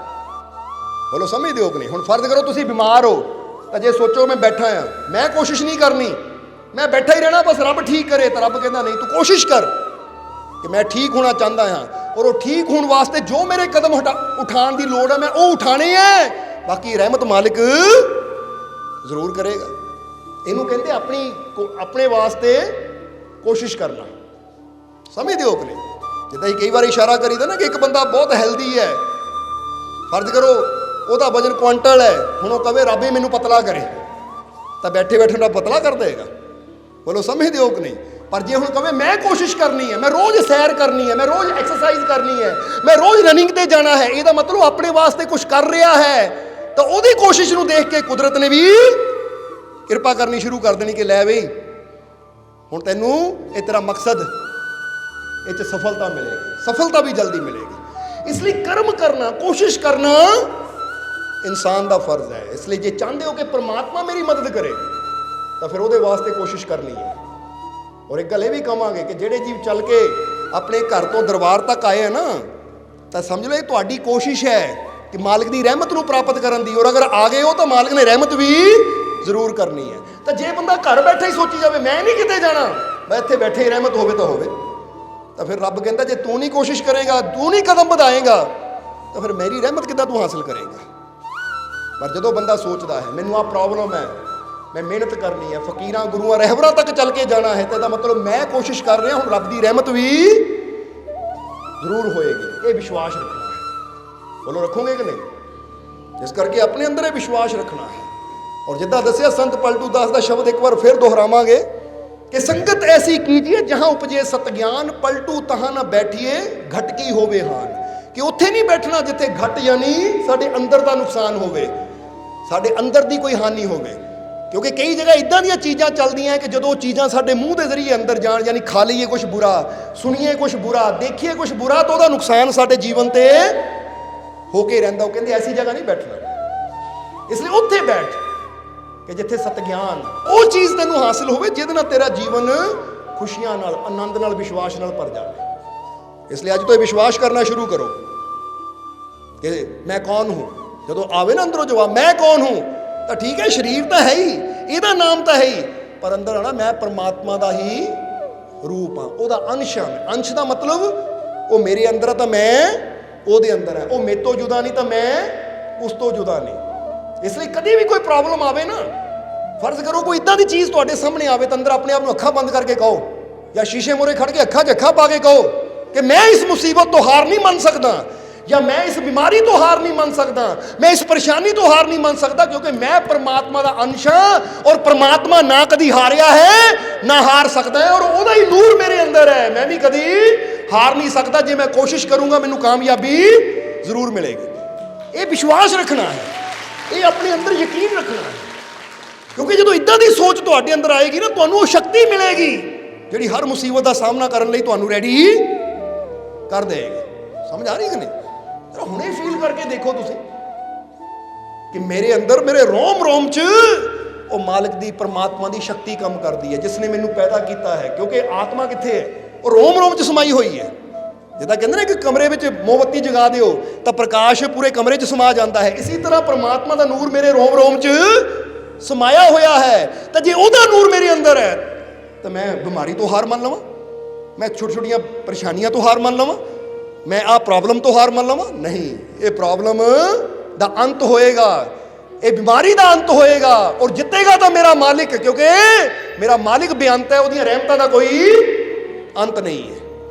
ਤੁਹਾਨੂੰ ਇੰਨੀ ਹਿੰਮਤ ਅੰਦਰੋਂ ਮਿਲੇਗੀ ਕਿ ਤੁਸੀਂ ਤਿਆਰ ਹੋ ਜਾਓਗੇ ਕਿ ਲਿਆਓ ਬਈ, ਦੱਸੋ ਕੀ ਪ੍ਰੋਬਲਮ ਹੈ, ਦੱਸੋ ਕੀ ਪਰੇਸ਼ਾਨੀ, ਮੈਂ ਇਹਦਾ ਸਾਹਮਣਾ ਕਰਨ ਨੂੰ ਤਿਆਰ ਹਾਂ। ਔਰ ਜਦੋਂ ਤੁਸੀਂ ਕਿਸੇ ਚੀਜ਼ ਦਾ ਸਾਹਮਣਾ ਕਰਨ ਨੂੰ ਤਿਆਰ ਹੋ ਜਾਂਦੇ ਹੋ, ਆਪਣੇ ਆਪ ਹੀ ਛੋਟੀ ਲੱਗਣੀ ਸ਼ੁਰੂ ਹੋ ਜਾਂਦੀ ਹੈ। ਇਹ ਗੱਲ ਯਾਦ ਰੱਖਣਾ ਸਾਰਿਆਂ ਨੇ। ਜਿੱਦਾਂ ਬੰਦਾ ਕਵੇ ਨਾ ਉਹ ਪਹਾੜ ਚੜ੍ਹਨਾ ਆ, ਜਦ ਤੱਕ ਤਿਆਰੀ ਨਾ ਹੋਵੇ, ਦੇਖ ਦੇਖ ਕੇ ਬਹੁਤ ਉੱਚਾ ਹੈ, ਬਹੁਤ ਬੜਾ ਹੈ, ਪਰ ਜਦੋਂ ਬੰਦਾ ਸੋਚ ਲਵੇ ਨਾ ਲੈ ਚੜ੍ਹਨਾ ਆ, ਕਦਮ ਵਧਾ ਦੇਵੇ, ਰੱਖ ਦੇਵੇ ਕਦਮ ਚੜ੍ਹਨ ਵਾਸਤੇ, ਤਾਂ ਫਿਰ ਜਿੱਦਾਂ ਜਿੱਦਾਂ ਕਦਮ ਵਧਾਉਂਦਾ ਰਹਿੰਦਾ ਪਹਾੜ ਛੋਟਾ ਹੁੰਦਾ ਰਹਿੰਦਾ ਹੈ, ਕਿਉਂਕਿ ਬੰਦਾ ਉੱਪਰ ਜਾਂਦਾ ਰਹਿੰਦਾ ਹੈ। ਫਿਰ ਆਖਰ ਟਾਈਮ ਆਉਂਦਾ ਕਿ ਲੈ ਜਿਹਨੂੰ ਥੱਲਿਓਂ ਖੜਾ ਐਡਾ ਵੱਡਾ ਸਮਝਦਾ ਸੀ, ਉਹ ਤਾਂ ਹੈ ਹੀ ਛੋਟਾ ਜਿਹਾ। ਮੈਨੂੰ ਸਮਝਦੇ ਹੋ ਕਿ ਨਹੀਂ? ਇਹਨੂੰ ਕਹਿੰਦੇ ਹਿੰਮਤ, ਹੌਸਲਾ, ਕਿ ਕਿਸੇ ਮੁਸੀਬਤ ਦੇ ਪਹਾੜ ਨੂੰ ਦੇਖ ਕੇ ਡਰ ਕੇ ਖੜਨਾ ਨਹੀਂ ਹੈ, ਆਪਣੇ ਮਾਲਿਕ ਦੇ ਵਿਸ਼ਵਾਸ ਨਾਲ ਉਹਦੇ ਸਿਖਰ ਤੇ ਪਹੁੰਚਣ ਵਾਸਤੇ ਕਦਮ ਵਧਾਉਣਾ ਹੈ। ਬੋਲੋ ਸਮਝਦੇ ਹੋ ਕਿ ਨਹੀਂ? ਇਸ ਲਈ ਆਪਣੀ ਹਿੰਮਤ ਨੂੰ, ਆਪਣੇ ਹੌਸਲੇ ਨੂੰ ਬੁਲੰਦ ਕਰਨਾ। ਇਸ ਲਈ ਇੱਥੇ ਇੱਕ ਛੋਟਾ ਜਿਹਾ ਸ਼ਬਦ ਬੋਲਾਂਗੇ ਔਰ ਫਿਰ ਸਤਸੰਗ ਨੂੰ ਸਮਾਪਤੀ ਤਰਫ ਲੈ ਕੇ ਜਾਵਾਂਗੇ ਕਿ ਕੀਆ ਭਰੋਸਾ ਸਾਹਿਬ ਕਾ, ਸ਼ੰਕਾ ਰਹੀ ਨਾ ਲੇਸ। ਇਹ ਵੀ ਸੰਤ ਪਲਟੂ ਦਾਸ ਜੀ ਦਾ ਸ਼ਬਦ ਹੈ ਕਿ ਮੈਂ ਆਪਣੇ ਜਦੋਂ ਪ੍ਰਮਾਤਮਾ ਦਾ, ਉਹ ਮਾਲਿਕ ਦਾ, ਉਹ ਸੱਚੇ ਸਾਹਿਬ ਦਾ ਭਰੋਸਾ ਕੀਤਾ ਨਾ, ਤਾਂ ਮੇਰੇ ਅੰਦਰ ਇੱਕ ਲੇਸ਼ ਮਾਤਰ ਵੀ ਸ਼ੰਕਾ ਨਹੀਂ ਰਹੀ। ਇਸ ਲਈ ਉਹ ਦੱਸਦੇ ਹੈ ਕਿ ਕੀਆ ਭਰੋਸਾ ਸਾਹਿਬ ਕਾ, ਸ਼ੰਕਾ ਰਹੀ ਨਾ ਲੇਸ, ਸਾਹਿਬ ਫਿਰ ਰਕਸ਼ਾ ਕਰੇ, ਧਰ ਧਰ ਨਾਨਾ ਭੇਸ਼। ਸੰਤ ਪਲਟੂ ਦਾਸ ਕਹਿੰਦੇ ਹੈ ਕਿ ਜਦੋਂ ਮੈਂ ਆਪਣੇ ਮਾਲਿਕ ਦਾ ਭਰੋਸਾ ਕੀਤਾ ਨਾ, ਸਾਰੀਆਂ ਸ਼ੰਕਾਵਾਂ ਨੂੰ ਛੱਡ ਕੇ, ਜਦੋਂ ਮੈਂ ਆਪਣੇ ਰੱਬ ਤੇ ਭਰੋਸਾ ਕੀਤਾ ਕਿ ਮੇਰਾ ਮਾਲਿਕ ਮੇਰੇ ਨਾਲ ਹੈ, ਕਹਿੰਦੇ ਸਾਹਿਬ ਫਿਰ ਰਕਸ਼ਾ ਕਰੇ ਦਰ ਦਰ ਨਾਨਾ ਭੇਸ਼, ਕਿ ਫਿਰ ਪ੍ਰਮਾਤਮਾ ਆਪ ਹੀ ਰਕਸ਼ਾ ਕਰਦਾ ਹੈ ਕਈ ਰੂਪਾਂ 'ਚ ਆ ਕੇ। ਦਰ ਦਰ ਨਾਨਾ ਭੇਸ਼, ਨਾਨਾ ਭੇਸ਼ ਦਾ ਮਤਲਬ ਕਈ ਪ੍ਰਕਾਰ ਦੇ ਰੂਪ ਵਿੱਚ ਆ ਕੇ ਪ੍ਰਮਾਤਮਾ ਫਿਰ ਆਪ ਹੀ ਸਹਾਇਤਾ ਵਾਸਤੇ ਖੜ ਜਾਂਦਾ ਹੈ। ਬੋਲੋ ਸਮਝਦੇ ਹੋ ਕਿ ਨਹੀਂ? ਮਦਦ ਵਾਸਤੇ ਖੜ ਜਾਂਦਾ ਹੈ। ਇਸ ਲਈ ਤੁਸੀਂ ਵੀ ਕਦੀ ਗੌਰ ਕਰਨਾ ਕਿ ਜੇ ਤੁਸੀਂ ਵਿਸ਼ਵਾਸ ਰੱਖੋਗੇ ਨਾ ਕਿ ਮੇਰਾ ਮਾਲਿਕ ਨਾਲ ਹੈ, ਤੁਸੀਂ ਕਿਤੇ ਵੀ ਜਾਓਗੇ, ਤੁਹਾਨੂੰ ਅੱਗਿਓਂ ਲੋਕ ਇੱਦਾਂ ਦੇ ਮਿਲਦੇ ਚਲੇ ਜਾਣਗੇ, ਹਾਲਾਤ ਇੱਦਾਂ ਦੇ ਬਣਦੇ ਚਲੇ ਜਾਣਗੇ ਜੋ ਤੁਹਾਡੀ ਹੈਲਪ ਕਰਨਗੇ, ਤੁਹਾਡੀ ਮਦਦ ਕਰਨਗੇ। ਹੁਣ ਤੁਸੀਂ ਕਹਿਣਾ ਬੰਦੇ ਨੇ ਮਦਦ ਕੀਤੀ, ਪਰ ਨਹੀਂ, ਇਹ ਤੁਸੀਂ ਵਿਸ਼ਵਾਸ ਕਰਕੇ ਤੁਰੇ ਸੀ ਕਿ ਮੈਨੂੰ ਆਪਣੇ ਰੱਬ ਤੇ ਯਕੀਨ ਹੈ ਕਿ ਮੈਂ ਸਹੀ ਸਲਾਮਤ ਜਾਣਾ ਹੈ, ਮੈਨੂੰ ਕਾਮਯਾਬੀ ਮਿਲੇਗੀ। ਤਾਂ ਕੁਦਰਤ, ਉਹ ਪ੍ਰਮਾਤਮਾ ਕਈ ਰੂਪਾਂ 'ਚ ਆ ਕੇ ਤੁਹਾਨੂੰ ਕਾਮਯਾਬੀ ਦੇ ਨੇੜੇ ਕਰ ਦਿੰਦਾ ਹੈ। ਇਸ ਲਈ ਆਪਣੇ ਅੰਦਰ ਕਿਤੇ ਵੀ ਜਾਣਾ ਹੋਵੇ, ਤੁਰਨਾ ਹੋਵੇ, ਤਾਂ ਵਿਸ਼ਵਾਸ ਦੇ ਨਾਲ ਕਿ ਮੈਨੂੰ ਪੂਰਾ ਯਕੀਨ ਹੈ ਮੇਰਾ ਮਾਲਿਕ ਮੈਨੂੰ ਸਹੀ ਸਲਾਮਤ ਲੈ ਕੇ ਵੀ ਜਾਏਗਾ ਔਰ ਸਹੀ ਸਲਾਮਤ ਲੈ ਕੇ ਵੀ ਆਏਗਾ, ਜਾਂ ਮੈਨੂੰ ਪੂਰਾ ਯਕੀਨ ਹੈ ਮੈਨੂੰ ਕਾਮਯਾਬੀ ਵਿੱਚ ਜ਼ਰੂਰ ਮਿਲੇਗੀ। ਤਾਂ ਫਿਰ ਪ੍ਰਮਾਤਮਾ ਦੀ ਕੁਦਰਤ ਨੇ ਕਿਹੜੇ ਕਿਹੜੇ ਰੂਪ 'ਚ ਆ ਕੇ ਤੁਹਾਡੀ ਹੈਲਪ ਕਰਨੀ ਸ਼ੁਰੂ ਕਰ ਦੇਣੀ ਹੈ, ਇਹ ਤੁਸੀਂ ਆਪ ਦੇਖ ਕੇ ਹੈਰਾਨ ਰਹਿ ਜਾਣਾ ਹੈ। ਇਸ ਲਈ ਵਿਸ਼ਵਾਸ ਅੱਜ ਤੋਂ ਕਰਨਾ ਸ਼ੁਰੂ ਕਰੋ। ਔਰ ਜਿੱਦਾਂ ਸੰਤ ਪਲਟੂ ਨੇ ਕਿਹਾ, ਸ਼ੰਕਾ ਰਹੀ ਨਾ ਲੇਸ, ਇੱਕ ਲੇਸ਼ ਮਾਤਰ ਵੀ, ਇੱਕ ਰਾਈ ਦੇ ਦਾਣੇ ਬਰਾਬਰ ਵੀ ਕਹਿੰਦੇ ਸ਼ੰਕਾ ਨਾ ਰਵੇ ਅੰਦਰ, ਤੂੰ ਪੂਰਾ ਵਿਸ਼ਵਾਸ ਰੱਖ, ਫਿਰ ਛੱਡ ਦੇ ਉੱਤੇ, ਤੂੰ ਕਦਮ ਵਧਾ, ਉਹ ਕਈ ਰੂਪਾਂ 'ਚ ਆਏਗਾ ਤੇਰੀ ਮਦਦ ਕਰਨ ਵਾਸਤੇ, ਉਹ ਕਈ ਰੂਪਾਂ 'ਚ ਆਏਗਾ ਤੈਨੂੰ ਸਹਾਰਾ ਦੇਣ ਵਾਸਤੇ, ਉਹ ਕਈ ਰੂਪਾਂ 'ਚ ਆਏਗਾ ਤੈਨੂੰ ਰਸਤਾ ਦਿਖਾਉਣ ਵਾਸਤੇ।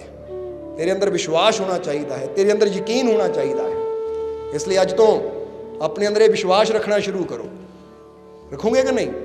ਜਿੱਦਾਂ ਦੱਸਿਆ ਹੈ ਕਿ ਜਦੋਂ ਵੀ ਕੋਈ ਵੀ ਹਾਲਾਤ ਆਵੇ, ਇੱਕ ਵਾਰ ਫਿਰ ਕਵਾਂਗੇ ਕਿਉਂਕਿ ਚੰਗੀ ਗੱਲ ਬਾਰ-ਬਾਰ ਕਹਿਣੀ ਪੈਂਦੀ ਹੈ ਤਾਂ ਕਿ ਤੁਹਾਡੇ ਦਿਲ 'ਚ ਵਸ ਜਾਵੇ, ਕਿ ਜਦੋਂ ਕਿਸੇ ਤਰ੍ਹਾਂ ਦਾ ਵੀ ਹਾਲਾਤ ਆਵੇ, ਜਿੱਥੇ ਲੱਗੇ ਮਨ ਡਰ ਰਿਹਾ ਹੈ, ਜਿੱਥੇ ਲੱਗੇ ਕਿ ਮਨ ਘਬਰਾ ਰਿਹਾ ਹੈ, ਜਾਂ ਜਿੱਥੇ ਲੱਗੇ ਕਿ ਮਨ ਨੂੰ ਨਿਰਾਸ਼ਾ ਪਕੜ ਰਹੀ ਹੈ, ਤਾਂ ਉਸ ਲਈ ਜਿੱਦਾਂ ਦੱਸਿਆ ਅੱਖਾਂ ਬੰਦ ਕਰਕੇ ਜਾਂ ਫਿਰ ਸ਼ੀਸ਼ੇ ਦੇ ਮੂਹਰੇ ਖੜ ਕੇ ਬਸ ਇਹ ਕਹਿਣਾ ਹੈ ਕਿ ਮੇਰੇ ਰੋਮ ਰੋਮ 'ਚ ਮੇਰੇ ਮਾਲਿਕ ਦੀ ਸ਼ਕਤੀ ਕੰਮ ਕਰ ਰਹੀ ਹੈ, ਉਹਦੀ ਤਾਕਤ ਕੰਮ ਕਰ ਰਹੀ ਹੈ, ਔਰ ਉਹ ਮੇਰਾ ਮਾਲਿਕ, ਉਹ ਮੇਰਾ ਪ੍ਰਮਾਤਮਾ ਹਰ ਪਲ ਹਰ ਘੜੀ ਮੇਰੇ ਨਾਲ ਹੈ, ਔਰ ਉਹ ਸਰਵ ਸ਼ਕਤੀਸ਼ਾਲੀ ਹੈ। ਔਰ ਜੇ ਸਰਵ ਸ਼ਕਤੀਸ਼ਾਲੀ ਪ੍ਰਮਾਤਮਾ ਦੀ ਸ਼ਕਤੀ ਮੇਰੇ ਅੰਦਰ ਕੰਮ ਕਰਦੀ ਹੈ ਤਾਂ ਮੇਰੀ ਹਾਰ ਕਦੀ ਹੋ ਹੀ ਨਹੀਂ ਸਕਦੀ, ਕੋਈ ਚੀਜ਼ ਮੈਨੂੰ ਹਰਾ ਨਹੀਂ ਸਕਦੀ। ਬੋਲੋ ਸਮਝਦੇ ਹੋ ਕਿ ਨਹੀਂ? ਜਿੱਦਾਂ ਅਸੀਂ ਇੱਕ ਲਾਈਨ ਕਹੀ ਹੈ ਕਿ I have the power to end my evil, ਇਹ ਤੁਸੀਂ ਵੀ ਆਪਣੇ ਅੰਦਰ ਕਹਿਣਾ ਸ਼ੁਰੂ ਕਰੋ ਕਿ I have the power to end my evil. ਇਹਦਾ ਮਤਲਬ ਹੈ ਕਿ ਮੇਰੇ ਅੰਦਰ ਸ਼ਕਤੀ ਹੈ ਆਪਣੇ ਅੰਦਰਲੀਆਂ ਬੁਰਾਈਆਂ ਨੂੰ ਖਤਮ ਕਰਨੇ ਦੀ। ਬੋਲੋ ਸਮਝਦੇ ਹੋ ਕਿ ਨਹੀਂ? ਇਹ ਗੱਲ ਕਹਿਣੀ ਸ਼ੁਰੂ ਕਰੋ, ਕਿਉਂਕਿ ਕਈ ਬੰਦੇ ਕਹਿ ਦਿੰਦੇ ਹੈ ਕਿ ਲੈ ਵੀ ਆਹ ਨਸ਼ਾ ਨਹੀਂ ਮੇਰੇ ਤੋਂ ਛੁੱਟਦਾ, ਆਹ ਮੇਰੇ ਅੰਦਰ ਕਮੀ ਹੈ, ਇਹ ਕਮੀ ਨਹੀਂ ਛੁੱਟਦੀ। ਸਮਝਦੇ ਹੋ ਕਿ ਨਹੀਂ? ਕਈ ਕਹਿ ਦਿੰਦੇ ਨਾ ਮੈਨੂੰ ਕ੍ਰੋਧ ਬੜਾ ਆਉਂਦਾ ਹੈ, ਇਹ ਕ੍ਰੋਧ ਨਹੀਂ ਮੇਰੇ ਤੋਂ ਕਾਬੂ ਹੁੰਦਾ, ਜਾਂ ਮੈਨੂੰ ਨਸ਼ਾ ਕਰਨ ਦੀ ਆਦਤ ਹੈ, ਨਸ਼ਾ ਨਹੀਂ ਮੇਰੇ ਤੋਂ ਛੁੱਟਦਾ, ਜਾਂ ਮੈਨੂੰ ਆਹ ਆਦਤ ਹੈ, ਇਹ ਆਦਤ ਨਹੀਂ ਮੇਰੇ ਤੋਂ ਛੁੱਟਦੀ। ਇਹਦਾ ਮਤਲਬ ਅਸੀਂ ਆਦਤਾਂ ਨੂੰ ਤਾਕਤ ਦੇ ਦਿੱਤੀ, ਉਹ ਚੀਜ਼ ਨੂੰ ਸ਼ਕਤੀ ਦੇ ਦਿੱਤੀ, ਤਾਂ ਆਪਣੇ ਆਪ ਨੂੰ ਸਮਝ ਲਿਆ ਕਮਜ਼ੋਰ। ਨਹੀਂ, ਅਸੀਂ ਇੰਨੇ ਕਮਜ਼ੋਰ ਨਹੀਂ ਹੈ ਕਿ ਕੋਈ ਆਦਤ ਸਾਨੂੰ ਹਰਾ ਦੇਵੇ, ਬਲਕਿ ਇੰਨੇ ਸ਼ਕਤੀਸ਼ਾਲੀ ਹੈ ਕਿ ਆਦਤਾਂ ਸਾਡੇ ਕੰਟਰੋਲ 'ਚ ਹੈ। ਮੈਂ ਜਿਹੜੀ ਬੁਰਾਈ ਨੂੰ ਚਾਹਾਂ ਉਹਨੂੰ ਮਿਟਾ ਸਕਦਾ ਹੈ, ਕਿਉਂਕਿ I have the power to end my evils, ਕਿ ਆਪਣੇ ਅੰਦਰ ਦੀਆਂ ਬੁਰਾਈਆਂ ਨੂੰ, ਆਪਣੇ ਅੰਦਰਲੇ ਸ਼ੈਤਾਨ ਨੂੰ ਖਤਮ ਕਰਨ ਦੀ ਸ਼ਕਤੀ ਮੇਰੇ ਅੰਦਰ ਹੈ, ਕਿਉਂਕਿ ਮੈਨੂੰ ਸ਼ਕਤੀ ਦੇਣ ਵਾਲਾ ਮੇਰਾ ਉਹ ਮਾਲਿਕ ਹੈ ਜਿਹਦੀਆਂ ਸ਼ਕਤੀਆਂ ਦਾ ਕੋਈ ਅੰਤ ਨਹੀਂ ਹੈ। ਜਦੋਂ ਤੁਸੀਂ ਇੰਨੀ ਗੱਲ ਕਹਿਣੀ ਸ਼ੁਰੂ ਕਰ ਦਿੰਦੇ ਹੋ ਨਾ, ਬੋਲੋ ਸਮਝਦੇ ਹੋ ਕਿ ਨਹੀਂ?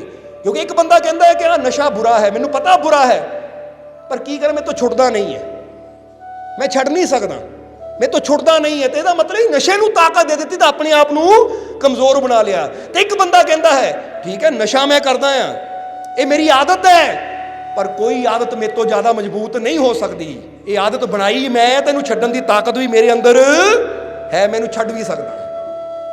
ਸਮਝਦੇ ਹੋ? ਜਦੋਂ ਮੰਨ ਲੈਂਦੇ ਆ ਕਿ ਹਰ ਕਮੀ ਨੂੰ, ਹਰ ਬੁਰਾਈ ਨੂੰ ਖਤਮ ਕਰਨ ਦੀ ਸ਼ਕਤੀ ਮੇਰੇ ਅੰਦਰ ਹੈ, ਤਾਂ ਫਿਰ ਤੁਸੀਂ ਦੇਖੋਗੇ ਆਪਣੇ ਜੀਵਨ ਦੇ ਵਿੱਚ ਕਿ ਉਹ ਬੁਰਾਈਆਂ ਆਸਾਨੀ ਨਾਲ ਛੁੱਟਣੀਆਂ ਵੀ ਸ਼ੁਰੂ ਹੋ ਜਾਣਗੀਆਂ। ਥੋੜੀ ਮਿਹਨਤ ਕਰਨੀ ਪੈਣੀ, ਪਰ ਛੁੱਟ ਜਾਣਗੀਆਂ। ਕਿਉਂਕਿ ਇੱਕ ਬੰਦਾ ਕਹਿੰਦਾ ਮੈਂ ਛੱਡ ਹੀ ਨਹੀਂ ਸਕਦਾ, ਉਹ ਕਦੀ ਕੋਸ਼ਿਸ਼ ਹੀ ਨਹੀਂ ਕਰੇਗਾ। ਔਰ ਇੱਕ ਬੰਦਾ ਕਹਿੰਦਾ ਹਰ ਚੀਜ਼ ਨੂੰ ਖਤਮ ਕਰਨ ਦੀ, ਹਰ ਬੁਰੀ ਆਦਤ ਨੂੰ ਖਤਮ ਕਰਨ ਦੀ ਸ਼ਕਤੀ ਮੇਰੇ ਅੰਦਰ ਹੈ। ਜਦੋਂ ਇਹ ਗੱਲ ਮੰਨ ਲਈ ਤਾਂ ਬੰਦਾ ਕੋਸ਼ਿਸ਼ ਕਰਦਾ ਤਾਂ ਉਹਨੂੰ ਕਾਮਯਾਬੀ ਵੀ ਮਿਲ ਜਾਂਦੀ ਹੈ। ਅੱਜ ਤੋਂ ਤੁਸੀਂ ਕਰਨੀ ਹੈ ਕਿ ਨਹੀਂ? ਕਿਉਂਕਿ ਯਾਦ ਰੱਖੋ थोड़ा महसूस करो, देखो कि मेरे अंदर किहड़ियां कमियां है, मेरे अंदर किहड़ियां कमियां है। जिहड़ी कमी मेरे अंदर है, फिर सोचो I have the power to end my evils, मेरे अंदर ये शक्ति है कि मैं इहनूं खत्म कर सकदा हाँ, क्योंकि जिंदगी मेरी है। ये फैसला मैं करना है कि ਇਹਦੇ अंदर ਕਿਹੜੀ ਚੀਜ਼ ਰਹਿਣੀ ਚਾਹੀਦੀ ਹੈ ਤੇ ਕਿਹੜੀ ਚੀਜ਼ ਨਹੀਂ ਰਹਿਣੀ ਚਾਹੀਦੀ। ਜਿੱਦਾਂ ਅਸੀਂ ਦੱਸੀਦਾ ਨਾ, ਘਰ ਤੁਹਾਡਾ ਹੈ ਤਾਂ ਜੇ ਹੁਣ ਗੁਆਂਢੀ ਆ ਕੇ ਕਹਿਣ ਖਾਲੀ ਕਰ ਦਿਓ ਘਰ, ਅਸੀਂ ਰਹਿਣਾ ਸ਼ੁਰੂ ਕਰਨਾ ਇੱਥੇ, ਤਾਂ ਤੁਸੀਂ ਮੰਨ ਜਾਓਗੇ, ਕਹਿਣਾ ਠੀਕ ਹੈ ਜੀ ਰਹੋ, ਆਪਾਂ ਜਾਂਦੇ ਕਿਤੇ ਹੋਰ। ਇੱਦਾਂ ਹੋਏਗਾ? ਤੁਸੀਂ ਕਹਿਣਾ ਘਰ ਮੇਰਾ, ਮੇਰੀ ਮਰਜ਼ੀ ਹੋਏਗੀ, ਜਿਹਨੂੰ ਰੱਖਣਾ ਮੈਂ ਰੱਖਣਾ, ਜਿਹਨੂੰ ਨਹੀਂ ਰੱਖਣਾ ਨਹੀਂ ਰੱਖਣਾ, ਜਿਹਨੂੰ ਕੱਢਣਾ ਮੈਂ ਕੱਢਣਾ, ਜਿਹਨੂੰ ਰੱਖਣਾ ਮੈਂ ਰੱਖਣਾ, ਘਰ ਮੇਰਾ ਹੈ। ਬੋਲੋ ਇੱਦਾਂ ਹੁੰਦੀ ਹੈ ਕਿ ਨਹੀਂ? ਕੋਈ ਇਹ ਥੋੜੀ ਕਿ ਬਿਨ ਬੁਲਾਈ ਕੋਈ ਚੀਜ਼ ਆ ਜਾਵੇ ਤਾਂ ਆ ਕੇ ਬਹਿ ਜਾਵੇ ਤਾਂ ਅਸੀਂ ਕਹੀਏ ਠੀਕ ਹੈ ਜੀ ਤੁਸੀਂ ਰਹੋ, ਅਸੀਂ ਜਾਈਏ। ਨਹੀਂ। ਜਾਂ ਜਿੱਦਾਂ ਇੱਕ ਮਿਸਾਲ ਦੇਈਦੀ ਹੈ ਕਿ ਬੰਦਾ ਸੋਚੇ ਕਿ ਘਰ ਦੇ ਵਿੱਚ ਕੋਈ ਸੱਪ ਆ ਕੇ ਬਹਿ ਗਏ ਹੈ, ਹੁਣ ਬੰਦਾ ਕਹਿੰਦਾ ਸੱਪਾਂ ਨੇ ਘਰ 'ਤੇ ਕਬਜ਼ਾ ਕਰ ਲਿਆ, ਤਾਂ ਹੁਣ ਮੈਂ ਘਰ ਤੋਂ ਬਾਹਰ ਜਾ ਕੇ ਤੰਬੂ ਲਾ ਕੇ ਰਹਿਣਾ ਸ਼ੁਰੂ ਕਰ ਦੇਵਾਂ। ਬੰਦਾ ਇੱਦਾਂ ਕਰੇਗਾ? ਜਾਂ ਫਿਰ ਬੰਦਾ ਕੋਈ ਉਪਾਅ ਕਰੇਗਾ ਕਿ ਕੱਲੇ ਕੱਲੇ ਸੱਪ ਨੂੰ ਫੜ ਕੇ ਖਤਮ ਕੀਤਾ ਜਾਵੇ ਜਾਂ ਘਰੋਂ ਬਾਹਰ ਕੱਢਿਆ ਜਾਵੇ ਤਾਂ ਕਿ ਮੈਂ ਆਪਣੇ ਘਰ 'ਚ ਆਰਾਮ ਨਾਲ ਰਹਿ ਸਕਾਂ। ਬੋਲੋ ਕੀ ਕਰਨਾ ਬੰਦੇ ਨੇ? ਸੱਪਾਂ ਨੂੰ ਦੇਖ ਕੇ ਘਰੋਂ ਬਾਹਰ ਜਾ ਕੇ ਤੰਬੂ ਲਾ ਕੇ ਰਹਿਣਾ ਸ਼ੁਰੂ ਕਰ ਦੇਣਾ ਹੈ, ਜਾਂ ਉਹਨਾਂ ਸੱਪਾਂ ਦਾ ਇਲਾਜ ਕਰਨਾ ਹੈ, ਉਹਨਾਂ ਨੂੰ ਫੜ ਕੇ ਬਾਹਰ ਕੱਢਣਾ ਹੈ ਕਿ ਮੇਰਾ ਘਰ ਹੈ, ਮੈਂ ਖੁਸ਼ੀ ਨਾਲ ਰਹਿਣਾ ਹੈ, ਕੋਈ ਸੱਪ ਨਹੀਂ ਇੱਥੇ ਰਹਿ ਸਕਦਾ, ਕੋਈ ਉਹ ਚੀਜ਼ ਨਹੀਂ ਇੱਥੇ ਰਹਿ ਸਕਦੀ, ਕੋਈ ਦੁਸ਼ਮਣ ਨਹੀਂ ਇੱਥੇ ਰਹਿ ਸਕਦਾ ਜੋ ਮੈਨੂੰ ਨੁਕਸਾਨ ਦੇਣ ਵਾਲਾ ਹੈ। ਬੋਲੋ ਇੱਦਾਂ ਹੀ ਹੋਣੀ ਕਿ ਨਹੀਂ? ਫਿਰ ਇਹਦਾ ਸੋਚੋ, ਇਹ ਜੀਵਨ ਮੇਰਾ ਹੈ, ਇਹ ਜੀਵਨ ਮੇਰਾ ਹੈ, ਇਹ ਸਰੀਰ ਮੇਰਾ ਹੈ, ਤੇ ਇਹਦੇ ਅੰਦਰ ਰਹੇਗਾ ਵੀ ਉਹ ਜੋ ਮੇਰੇ ਵਾਸਤੇ ਫਾਇਦੇਮੰਦ ਹੋਏਗਾ। ਜੇ ਮੇਰੇ ਅੰਦਰ ਬੁਰਾਈਆਂ ਦੇ ਸੱਪ ਹੈ, ਨਸ਼ਿਆਂ ਦੀਆਂ ਕੋਈ ਬੁਰੀਆਂ ਆਦਤਾਂ ਦੇ ਸੱਪ ਹੈ, ਤਾਂ ਹੁਣ ਮੈਂ ਇਹ ਨਹੀਂ ਕਹਿਣਾ ਕਿ ਨਹੀਂ ਵੀ ਇਹਨਾਂ ਨੂੰ ਦੂਰ ਕਰਨ ਦੀ ਸ਼ਕਤੀ ਨਹੀਂ ਹੈ, ਬਲਕਿ ਮੇਰੇ 'ਚ ਪਾਵਰ ਹੈ, ਸ਼ਕਤੀ ਹੈ ਕਿ ਮੈਂ ਇਹਨਾਂ ਸੱਪਾਂ ਨੂੰ ਬਾਹਰ ਕੱਢਣਾ ਤਾਂ ਕਿ ਮੈਂ ਆਪਣੀ ਜ਼ਿੰਦਗੀ ਆਰਾਮ ਨਾਲ, ਸ਼ਾਂਤੀ ਨਾਲ, ਸਕੂਨ ਨਾਲ, ਖੁਸ਼ੀ ਨਾਲ ਜੀ ਸਕਾਂ। ਅੱਜ ਤੋਂ ਕੋਸ਼ਿਸ਼ ਕਰਨੀ ਹੈ ਕਿ ਨਹੀਂ? ਸੋ ਚੈੱਕ ਕਰੋ ਪਹਿਲਾਂ ਆਪਣੇ ਅੰਦਰ ਕਿਹੜੇ ਕਿਹੜੇ ਈਵਲਸ ਬੈਠੇ ਆ ਸਾਡੇ ਅੰਦਰ, ਕਿਹੜੇ ਕਿਹੜੇ ਸ਼ੈਤਾਨ, ਕਿਹੜੀਆਂ ਕਿਹੜੀਆਂ ਬੁਰਾਈਆਂ ਸਾਡੇ ਅੰਦਰ ਬੈਠੀਆਂ ਹੈ, ਔਰ ਉਹਨਾਂ ਨੂੰ ਸਮਝ ਕੇ ਆਪਣੇ 'ਚੋਂ ਦੂਰ ਕਰਨ ਦੀ ਕੋਸ਼ਿਸ਼ ਕਰੀਏ ਅਸੀਂ।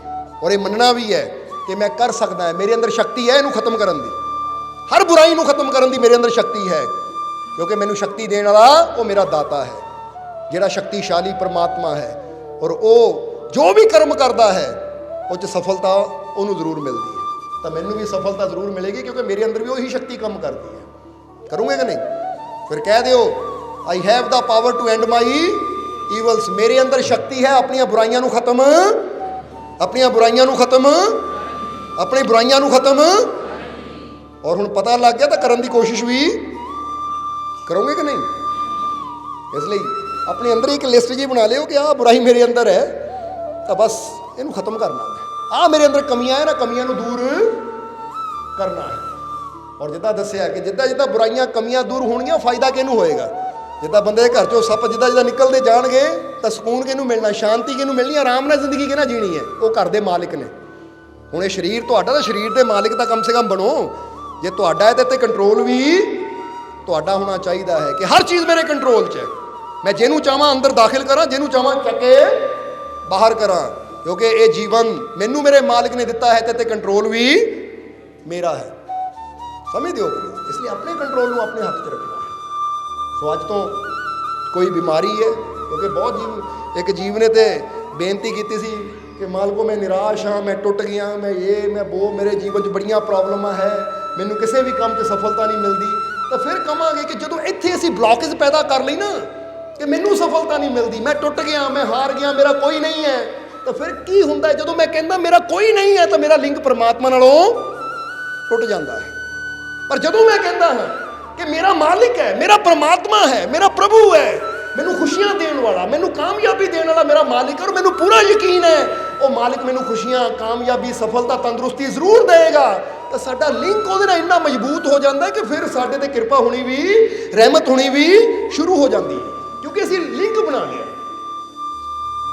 ਇੱਕ ਸਧਾਰਨ ਬੰਦੇ ਨਾਲ ਵੀ ਬੰਦਾ ਕਵੇ ਨਾ, ਉਹਦੇ ਹੁੰਦਿਆਂ ਹੋਇਆਂ ਵੀ, ਜਿੱਦਾਂ ਫਰਜ਼ ਕਰੇ ਕਿ ਪਤਨੀ ਕਹੀ ਜਾਵੇ ਜਾਂ ਪਤੀ ਕਹੀ ਜਾਵੇ ਮੇਰਾ ਕੋਈ ਹੈ ਨਹੀਂ, ਮੈਨੂੰ ਕੋਈ ਪੁੱਛਦਾ ਨਹੀਂ, ਮੈਨੂੰ ਕੋਈ ਝੱਲਦਾ ਨਹੀਂ ਹੈ, ਉਹ ਪਤੀ ਕਵੇ ਮੈਂ ਤੇਰੇ ਨਾਲ ਇੰਨਾ ਪਿਆਰ ਕਰਦਾ, ਜਾਂ ਪਤਨੀ ਕਵੇ ਇੰਨਾ ਪਿਆਰ, ਫਿਰ ਵੀ ਤਾਂ ਚੱਲ ਹੁਣ ਪੁੱਛਣਾ ਹੀ ਨਹੀਂ ਤੈਨੂੰ, ਤਕਲੀਫ ਹੁੰਦੀ ਹੈ ਕਿ ਨਹੀਂ? ਪਰ ਜਿਸਲੇ ਕਵੇ ਕਿ ਨਹੀਂ ਮੇਰਾ ਕੋਈ ਆਪਣਾ ਹੈ ਜੋ ਮੇਰੀ ਕੇਅਰ ਕਰੇਗਾ, ਮੇਰਾ ਖਿਆਲ ਰੱਖੇਗਾ, ਤਾਂ ਅਗਲਾ ਜਿਹੜਾ ਹੁੰਦਾ ਨਾ ਉਹਦਾ ਹੌਸਲਾ ਵੱਧਦਾ ਕਿ ਠੀਕ ਹੈ ਜੇ ਇਹਨੂੰ ਇੰਨਾ ਯਕੀਨ ਹੈ ਤਾਂ ਖਿਆਲ ਵੀ ਮੈਂ ਰੱਖਣਾ। ਇਹੀ ਚੀਜ਼ ਸਾਨੂੰ ਸਾਡੇ ਮਾਲਿਕ ਨਾਲ ਜੋੜਦੀ ਹੈ। ਔਰ ਆਖਰਲੇ ਵਚਨਾਂ 'ਚੋਂ ਇਹੀ ਕਹਿਣਾ ਹੈ ਕਿ ਤੁਸੀਂ ਕਦੀ ਨਹੀਂ ਇਹ ਕਹਿਣਾ कि मेरा कोई नहीं है, कभी नहीं ये कहना। खास करके जिन्होंने लिखती रूप में लंबी चौड़ी बेनती भेजी है ना, उन्होंने यही सारा कुछ लिखा हुआ, पता लग गया उन्होंने जिन्होंने बेनती इधरों भेजी है। और स्पैशल उन्होंने कहा माल को मैनू खड़ा ना करियो, ठीक है। सो ये कहांगे असीं कि ठीक है तुसीं 10 जगह काम ਲੱਭਣ ਦੀ कोशिश की पर काम नहीं मिलिया ਤੁਹਾਨੂੰ, क्योंकि सोच अंदर की सी, मैनू कामयाबी नहीं मिलती, मैनू सफलता नहीं मिलती, मैनू किते काम नहीं मिलता, मैनू किते खुशी नहीं मिलती, कोई मेरा साथ नहीं दिंदा। जो इदां दी सोच लैके जाना तो फिर काम कित्थों मिल जाना है, फिर सफलता कित्थों मिल जानी है। पर जो ये सोच लैके जावांगे, इसलिए पिछे जो हो गया सो हो गया। जे अज मालिक दे घर चों जाना है ना, तो इस विश्वास नाल कदम बढ़ाना है कि मैं अपने मालिक दी रहमतां नूं नाल लैके जा रही हाँ या जा रहा हाँ, मालिक दी रहमतां नूं नाल लैके जा रहा हाँ। हर जगह मेरे मालिक दी रहमत मेरे नाल है, और मैनूं पूरा विश्वास है कि पिछे जो हो गया सो हो गया, हुण मेरे मालिक दी रहमत मेरे नाल है, मैनूं हर जगह कामयाबी मिलेगी, हर जगह सफलता मिलेगी। कोई मेरा साथ देवे ना देवे, पर जिसने मैनूं पैदा किया वो परमात्मा प्रभु वो मेरे नाल सी, मेरे नाल है और अगे भी मेरे नाल होएगा। मैनूं पूरा विश्वास है कि हुण मैनूं खुशियां जरूर मिलणगियां, कामयाबी जरूर मिलेगी। तो असीं कहांगे देख लिओ, 1 महीने के अंदर अंदर तुहाडी जिंदगी ना बदली तो फिर क्यों समझ दिओ। सो ये विश्वास की गल है, समझ दिओ कि नहीं। जे तुहानूं भी किसी नूं प्रॉब्लम है ना इत्थे कोई, चाहे अपनी बॉडी नूं लैके, तो अज तो विश्वास करना शुरू करो। चाहे अपने बिजनेस नूं लैके विश्वास करना शुरू करो कि हर चीज़ देण वाला वो मालिक है। तंदुरुस्ती भी वही दिंदा है, कामयाबी भी वही दिंदा है, सफलता भी वही दिंदा है। हुण अपने आप नूं ना जुड़िया महसूस करो कि मैं जुड़िया उस स्रोत दे नाल जिथे कोई कमी नहीं है। क्योंकि यही कई बार दसिया, डॉक्टर दवाई दे सकते हैं, तंदुरुस्ती नहीं। बोलो समझते हो कि नहीं। डॉक्टर की दे सकते हैं, मैडिसन दे सकते हैं, तंदुरुस्ती तो वो परमात्मा ही दिंदा है। समझते हो कि नहीं। डॉक्टर इलाज अच्छा कर सकते हैं या होर चीज़ें ऐसी, अगर देखिए बंदा दुकान खोल सकता है कि मैं दुकान खोल ली है, पर कामयाबी ओदी रहमत नाल ही मिलती है। बंदा कोशिश कर सकता है पर सफलता ओदी रहमत नाल मिलती है। जदों असीं ये विश्वास करना शुरू कर देंगे हैं कि ओदे नाल मैं जुड़ गया अंदरों, और मैनूं पूरा यकीन है, चारों तरफ देखो कि वो मेरा मालिक जो सब नूं दे रहा है, मैनूं यकीन है मैनूं भी वो देगा। क्योंकि वो भंडार घट नहीं है, वो भंडारां 'च कोई कमी नहीं है। वो मैनूं खुशियां देगा, मैनूं तंदुरुस्ती देगा, मैनूं बरकतां देगा, मैनूं रिज़्क देगा, रिज़्क विच बरकत देगा। तां ही तो हजूर मुहम्मद साहब ने एक बड़ी प्यारी गल कही सी। किसी ने आके कहा कि हजूर मेरे कारोबार 'च तरक्की नहीं है, तो हजूर कहते फिर कहना शुरू कर जा रज़ाक। रज़ाक कहते हैं रिज़्क देने वाला, यानी वो परमात्मा का एक नाम है। बोलो समझ, उन्होंने कहते रहीम, उन्होंने कहते करीम करम करने वाला, रहीम रहम करने वाला, उन्होंने कहते बशीर बख्शण वाला, उन्होंने कहते कबीर जो सब तो बड़ा है। यानी इदा परमात्मा के कई नाम है, वो सिफाती नाम। तो हजूर कहते जो तू कहना जा रजाक, तो रजाक का मतलब जो सारी खलकत नूं रिज़्क देने वाला है, और विश्वास रखना जो सबनों दे रहा वो मैनू भी देगा। मैं क्यों डरदा है, मैं कर्म करा, मैं मेहनत करा, विश्वास रखा अपने मालिक से कि ਉਹਦੇ ਹੁੰਦਿਆਂ ਮੈਨੂੰ कमी कोई नहीं आ सकती, क्योंकि देने वाला वही है।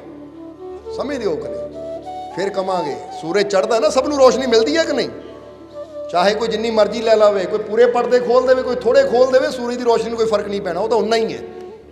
ये नहीं कि किसी ने ज़्यादा लै ली तो घट गई, किसी ने घट ली तो वध गई, नहीं, वो उन्ना ही है। इदां ही वो रहमतां भी बेअंत है।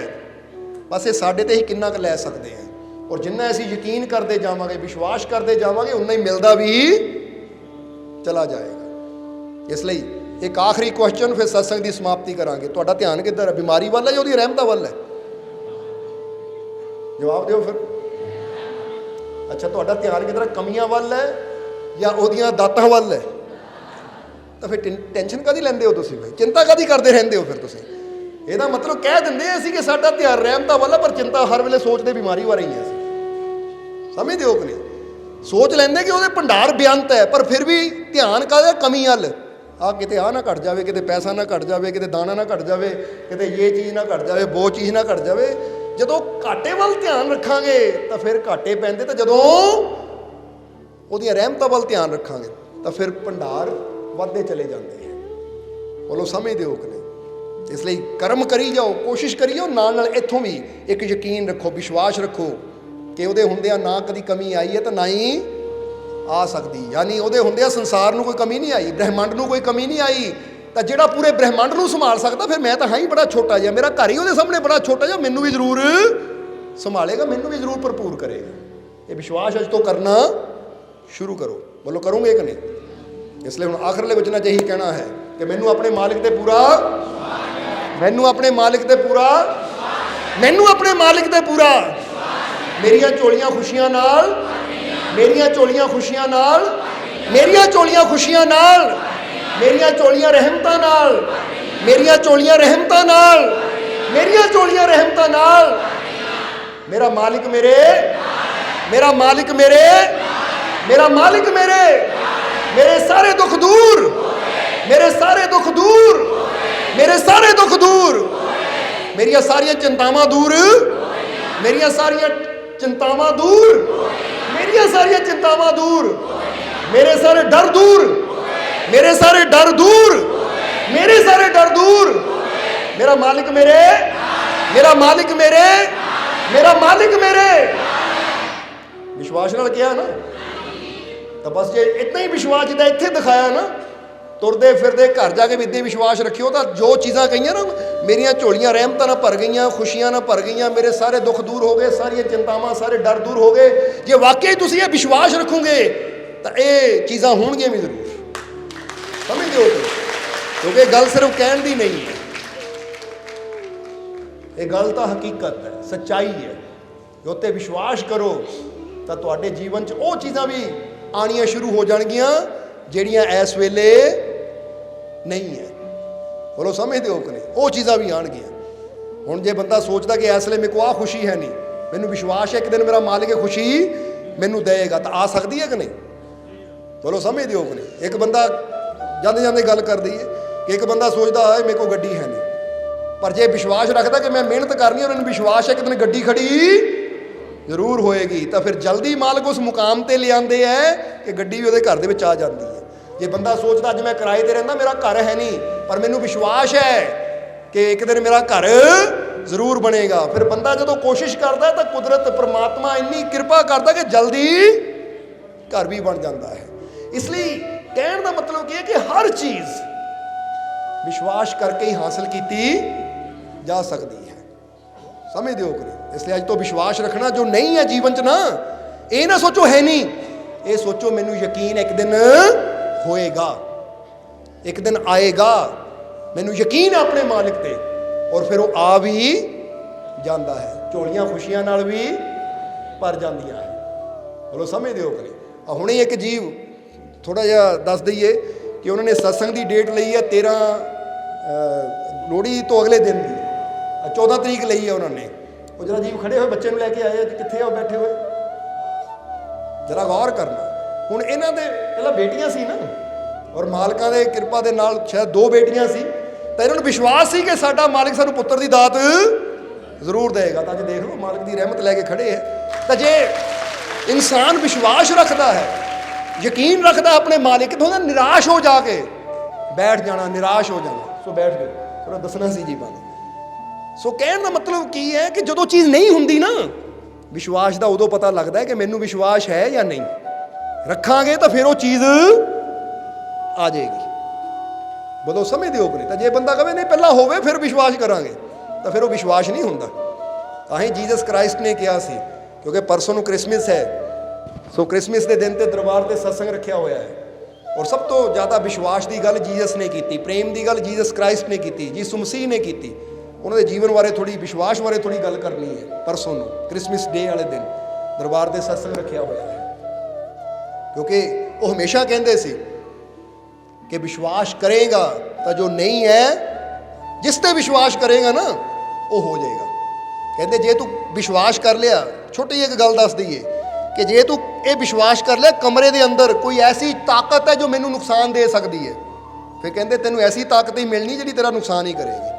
ਤਾਂ ਜੇ ਤੂੰ ਵਿਸ਼ਵਾਸ ਕਰ ਲਿਆ ਕਮਰੇ 'ਚ ਮੇਰਾ ਪਿਤਾ ਹੈ, ਈਸ਼ਵਰ ਹੈ, ਪਰਮਾਤਮਾ ਹੈ ਜੋ ਮੈਨੂੰ ਫਾਇਦਾ ਦੇਗਾ, ਮੈਨੂੰ ਲਾਭ ਦੇਗਾ, ਮੈਨੂੰ ਬਰਕਤ ਦੇਗਾ, ਖੁਸ਼ੀ ਦੇਗਾ, ਫਿਰ ਕਹਿੰਦੇ ਵਾਕਈ ਉਹ ਚੀਜ਼ ਤੈਨੂੰ ਬਰਕਤ ਦੇਣੀ। ਕਿਉਂਕਿ ਗੱਲ ਕੀ ਹੈ, ਗੱਲ ਹੈ ਤੇਰੇ ਵਿਸ਼ਵਾਸ ਦੀ। ਜੇ ਤੂੰ ਮੰਨ ਲੈਂਦਾ ਮੇਰਾ ਭਗਵਾਨ ਹੈ, ਮੇਰਾ ਰੱਬ ਹੈ, ਤਾਂ ਰੱਬ ਹਰ ਜਗ੍ਹਾ ਮਿਲੇਗਾ। ਤਾਂ ਜੇ ਤੂੰ ਕਹਾਂ ਹਰ ਜਗ੍ਹਾ ਸ਼ੈਤਾਨ ਹੀ ਹੈ, ਤਾਂ ਤੈਨੂੰ ਸ਼ੈਤਾਨ ਹੀ ਹਰ ਜਗ੍ਹਾ ਮਿਲਣਾ ਹੈ। ਸਮਝਦੇ ਹੋ ਕਿ ਨਹੀਂ? ਹੁਣ ਕਈ ਕਹਿ ਦਿੰਦੇ ਆ ਮੇਰੇ ਘਰ 'ਚ ਸ਼ੈਤਾਨ ਬੜਿਆ ਹੋਇਆ ਹੈ। ਕੀ ਬੜਿਆ ਹੋਇਆ ਹੈ? ਫਿਰ ਇਹਨਾਂ ਨੂੰ ਪੁੱਛੋ, ਅੱਛਾ ਵੀ ਪ੍ਰਮਾਤਮਾ ਕਿੱਥੇ ਰਹਿੰਦਾ ਹੈ? परमात्मा जी पत्ते पत्ते जर्रे जर्रे कण कण अंदर है। ਇਹਦਾ ਮਤਲਬ ਰੱਬ ਕਣ ਕਣ ਪੱਤੇ ਪੱਤੇ ਜ਼ਰਰੇ ਜ਼ਰਰੇ ਅੰਦਰ ਹੈ, ਬਸ ਤੇਰੇ ਘਰ 'ਚ ਹੀ ਹੈ ਨਹੀਂ, ਉੱਥੇ ਹੀ ਸ਼ੈਤਾਨ ਰਹਿੰਦਾ ਹੈ, ਬਾਕੀ ਹਰ ਜਗ੍ਹਾ ਰੱਬ ਹੀ ਹੈ। ਹੁਣ ਤੂੰ ਕੀ ਮੰਨ ਲਿਆ? ਘਰ 'ਚ ਦੁੱਖ ਤਾਂ ਆਪੇ ਹੀ ਆਣੇ ਜਦੋਂ ਮੰਨ ਲਿਆ ਕਿ ਘਰ 'ਚ ਮੇਰੇ ਸ਼ੈਤਾਨ ਹੈ। ਤਾਂ ਜੇ ਮੰਨ ਲਵਾਂਗੇ ਕੋਈ ਸ਼ੈਤਾਨ ਨਹੀਂ ਹੁੰਦਾ, ਹਰ ਜਗ੍ਹਾ ਮੇਰਾ ਭਗਵਾਨ ਹੀ ਹੈ, ਮੇਰਾ ਮਾਲਕ ਹੀ ਹੈ, ਉਹ ਜਿੱਥੇ ਮੇਰਾ ਮਾਲਿਕ ਹੋਵੇ ਉੱਥੇ ਕੋਈ ਸ਼ੈਤਾਨ ਹੋ ਹੀ ਨਹੀਂ ਸਕਦਾ। ਔਰ ਜਦੋਂ ਇਹ ਮੰਨ ਲਿਆ ਨਾ, ਮੰਨਦੇ ਹੋ ਕਿ ਨਹੀਂ ਕਿ ਜਿੱਥੇ ਰੱਬ ਹੋਵੇ ਉੱਥੇ ਸ਼ੈਤਾਨ ਹੋ ਸਕਦਾ? ਹੁਣ ਅੱਛਾ ਇਹ ਦੱਸ ਦਿਓ ਕਿ ਪੂਰੇ ਸੰਸਾਰ ਵਿੱਚ ਹਵਾਵਾਂ 'ਚ ਪੱਤਿਆਂ 'ਚ ਕਣ ਕਣ ਪੱਤੇ ਪੱਤੇ ਜਰਰੇ 'ਚ ਕੌਣ ਹੈ? ਫਿਰ ਸ਼ੈਤਾਨ ਨੂੰ ਜਗ੍ਹਾ ਕਿੱਥੇ ਰਹਿ ਗਈ? ਜਗ੍ਹਾ ਰਹੀ ਕਿਤੇ ਸ਼ੈਤਾਨ ਨੂੰ? ਜੇ ਹਰ ਜਗ੍ਹਾ ਹੀ ਭਗਵਾਨ ਹੈ ਤਾਂ ਫਿਰ ਸ਼ੈਤਾਨ ਨੂੰ ਤਾਂ ਕੋਈ ਜਗ੍ਹਾ ਰਹੀ ਨਹੀਂ ਹੈ। ਸ਼ੈਤਾਨ ਕਿਤੇ ਬਾਹਰ ਨਹੀਂ ਹੁੰਦਾ, ਅਸੀਂ ਇੱਥੇ ਮੰਨ ਲੈਂਦੇ ਹਾਂ। ਸੋਚ ਅੰਦਰ ਸ਼ੈਤਾਨ ਹੈ, ਕੋਈ ਬੁਰੀ ਤਾਕਤ ਹੈ ਜੋ ਮੇਰਾ ਬੁਰਾ ਕਰੇਗੀ। ਨਹੀਂ, ਯਕੀਨ ਰੱਖੋ ਆਪਣੇ ਮਾਲਿਕ ਤੇ, ਕੋਈ ਮੇਰਾ ਬੁਰਾ ਨਹੀਂ ਕਰ ਸਕਦਾ, ਕਿਉਂਕਿ ਮੇਰੇ ਰੋਮ ਰੋਮ 'ਚ ਮੇਰਾ ਉਹ ਮਾਲਿਕ ਸਮਾਇਆ ਹੋਇਆ। ਹਰ ਜਗ੍ਹਾ ਮੇਰਾ ਮਾਲਿਕ ਰਹਿੰਦਾ, ਇਸ ਲਈ ਸ਼ੈਤਾਨ ਨੂੰ ਇੱਥੇ ਕੋਈ ਜਗ੍ਹਾ ਹੈ ਹੀ ਨਹੀਂ। ਜਦੋਂ ਇਹ ਵਿਸ਼ਵਾਸ ਨਾਲ ਅਸੀਂ ਭਰ ਜਾਂਦੇ ਹਾਂ ਤਾਂ ਤੁਸੀਂ ਦੇਖੋ ਕਿੰਨੀ ਪੋਜ਼ਿਟਿਵਿਟੀ ਮਿਲਦੀ ਹੈ ਤੁਹਾਨੂੰ, ਕਿੰਨੀ ਖੁਸ਼ੀ ਮਿਲਦੀ ਹੈ ਤੁਹਾਨੂੰ, ਕਿੰਨਾ ਆਨੰਦ ਮਿਲਣਾ ਸ਼ੁਰੂ ਹੋ ਜਾਂਦਾ ਹੈ ਕਿ ਮੈਂ ਜਿੱਧਰ ਕਦਮ ਵਧਾਉਂਦਾ ਹਰ ਜਗ੍ਹਾ ਮੇਰਾ ਮਾਲਿਕ ਹੀ, ਉਹ ਪਰਮਾਤਮਾ ਹੀ ਤਾਂ ਹੈ। ਫਿਰ ਡਰ ਕਾਹਦਾ, ਚਿੰਤਾ ਕਾਹਦੀ? इसलिए पॉजिटिव सोच लेके चलो। बोलो चलोगे कि नहीं? पॉजिटिव सोचो, पॉजिटिव करो और पॉजिटिव सुनो। सुनो भी अच्छा, सोचो भी अच्छा, बोलो भी अच्छा। जब ये तीन चीज़ां अच्छियां हो जाएंगी तो कर्म अपने आप ही तुहाडे अच्छे होने शुरू हो जाएंगे। सो अज तो विश्वास रखना है, यकीन रखना है, भरोसा रखना। जे अज कोई चीज़ नहीं है तुहाडे जीवन च तो ये नहीं सोचना है नहीं, ये सोचो अज नहीं है पर मेरा मालिक मैनू विश्वास है वो जरूर देगा, वो जरूर देगा, वो चीज़ मेरे जीवन च जरूर आएगी। अगर ये बंदा विश्वास रखता है तो जो टाइम आता है तो बंदा वाकई कहता जे विश्वास किया तो मैनू मिल भी गया, मेरे ते कृपा रहमत हो भी गई। बोलो समझते हो कि नहीं? इसलिए अज सोच लो मन च कि अज मेरे को नहीं है पर मैनू आ चीज़ मेरा मालिक जरूर देगा। चाहे कोई बीमारी नू दूर करने की गल है, चाहे कोई कामकार की गल है, चाहे किसी किस्म का मसला, मैनू विश्वास है मेरा मालिक मेरे ते रहमत जरूर करेगा। तो जे विश्वास है बस भरोसा रखो तो मालिक जरूर रहमत करनगे। आने वाला समा तुहाडे सब दे वास्ते खुशियां भरिया जरूर होएगा। और हुण इन्हां वचनां दे नाल ही असीं अज दी सत्संग की समाप्ति करांगे। और जिस तरह दसिया तुहानूं कि परसों का भी सत्संग दरबार ते रखिया होया, इसलिए जिहड़े सत्संग प्रेमी है तो परसों जरूर कोशिश करो कि छुट्टी वाला दिन है क्रिसमस डे, और पहुँच के सत्संग का आनंद लो। जे किसी ने उस दिन कोई बेनती भी करनी है, बेनतियाँ भी सुनिया जाएंगियां, क्योंकि मालिक का घर है जिथे सब दियाँ सुनिया भी जांदियां तो पूरियां भी कीतियां जांदियां है। और हुण यही अंतिम वचनां च मालिक दे अगे अरदास बेनती करांगे कि मालिक तुहानूं सब नूं खुशियां दे नाल भरपूर करन, अपनियां रहमतां दे नाल भरपूर करन। आने वाला समा तुहाडे सब दे वास्ते कामयाबी, सफलता, खुशियां भरिया होवे। और तुहाडियां जो भी जीवन च परेशानियां, तकलीफां, दुख है, मालिक तुहाडियां तकलीफां, दुखां, परेशानियां नूं दूर करन, तुहानूं सब नूं तंदुरुस्ती देण, तुहाडे सब दे अंदर हिम्मत, हौसला, सच्चा मालिक विश्वास पैदा करन कि तुसीं कदी अपने आप नूं कमज़ोर ना समझो। तुसीं अपने अंदर वसदी रसदी वो मालिक दी शक्ति नूं महसूस करो कि हर जगह मेरा शक्तिशाली पिता, मेरा मालिक मेरे नाल है। ये विश्वास तुहाडा वधदा चला जावे, हिम्मत, हौसला तुहाडा वधदा चला जावे। और तुहाडे जीवन च जो परेशानियां, जो तकलीफां, जो दुख है, वो सारियां तकलीफां, दुखों तो तुहानूं मुक्ति मिलती चली जावे। और तुहाडा आने वाला समा खुशियां, रहमतां, बरकतां, सुख समृद्धि भरिया होवे। यही साडी मालिक दे चरनां च अरदास बेनती है। और अज जिन्ने भी जीव उस मालिक दे घर च हाज़री लगा रहे हैं, मालिक तुहाडियां सब दियां हाज़रियां कबूल करन। और बहुत जीव ऐसे है जिहड़े मालिक दे नाम दियां न्याज़ां लैके आए हैं। जे कोई अपनी तकलीफ, दुख की न्याज़ लैके आया है तो जिस भावना नाल जीव न्याज़ लैके आया है, मालिक उहदी न्याज़ नूं कबूल करन, उहदी भावना नूं पूरा करन। और जे कोई जीव अज खुशी की न्याज़ लैके आया है तो मालिक उन्होंने खुशी की न्याज़ नूं कबूल करके उन्होंने झोली च इन्नियां खुशियां पा देन कि कभी फरियादां करन दी, मंगण दी उन्होंने लोड़ ही ना पवे।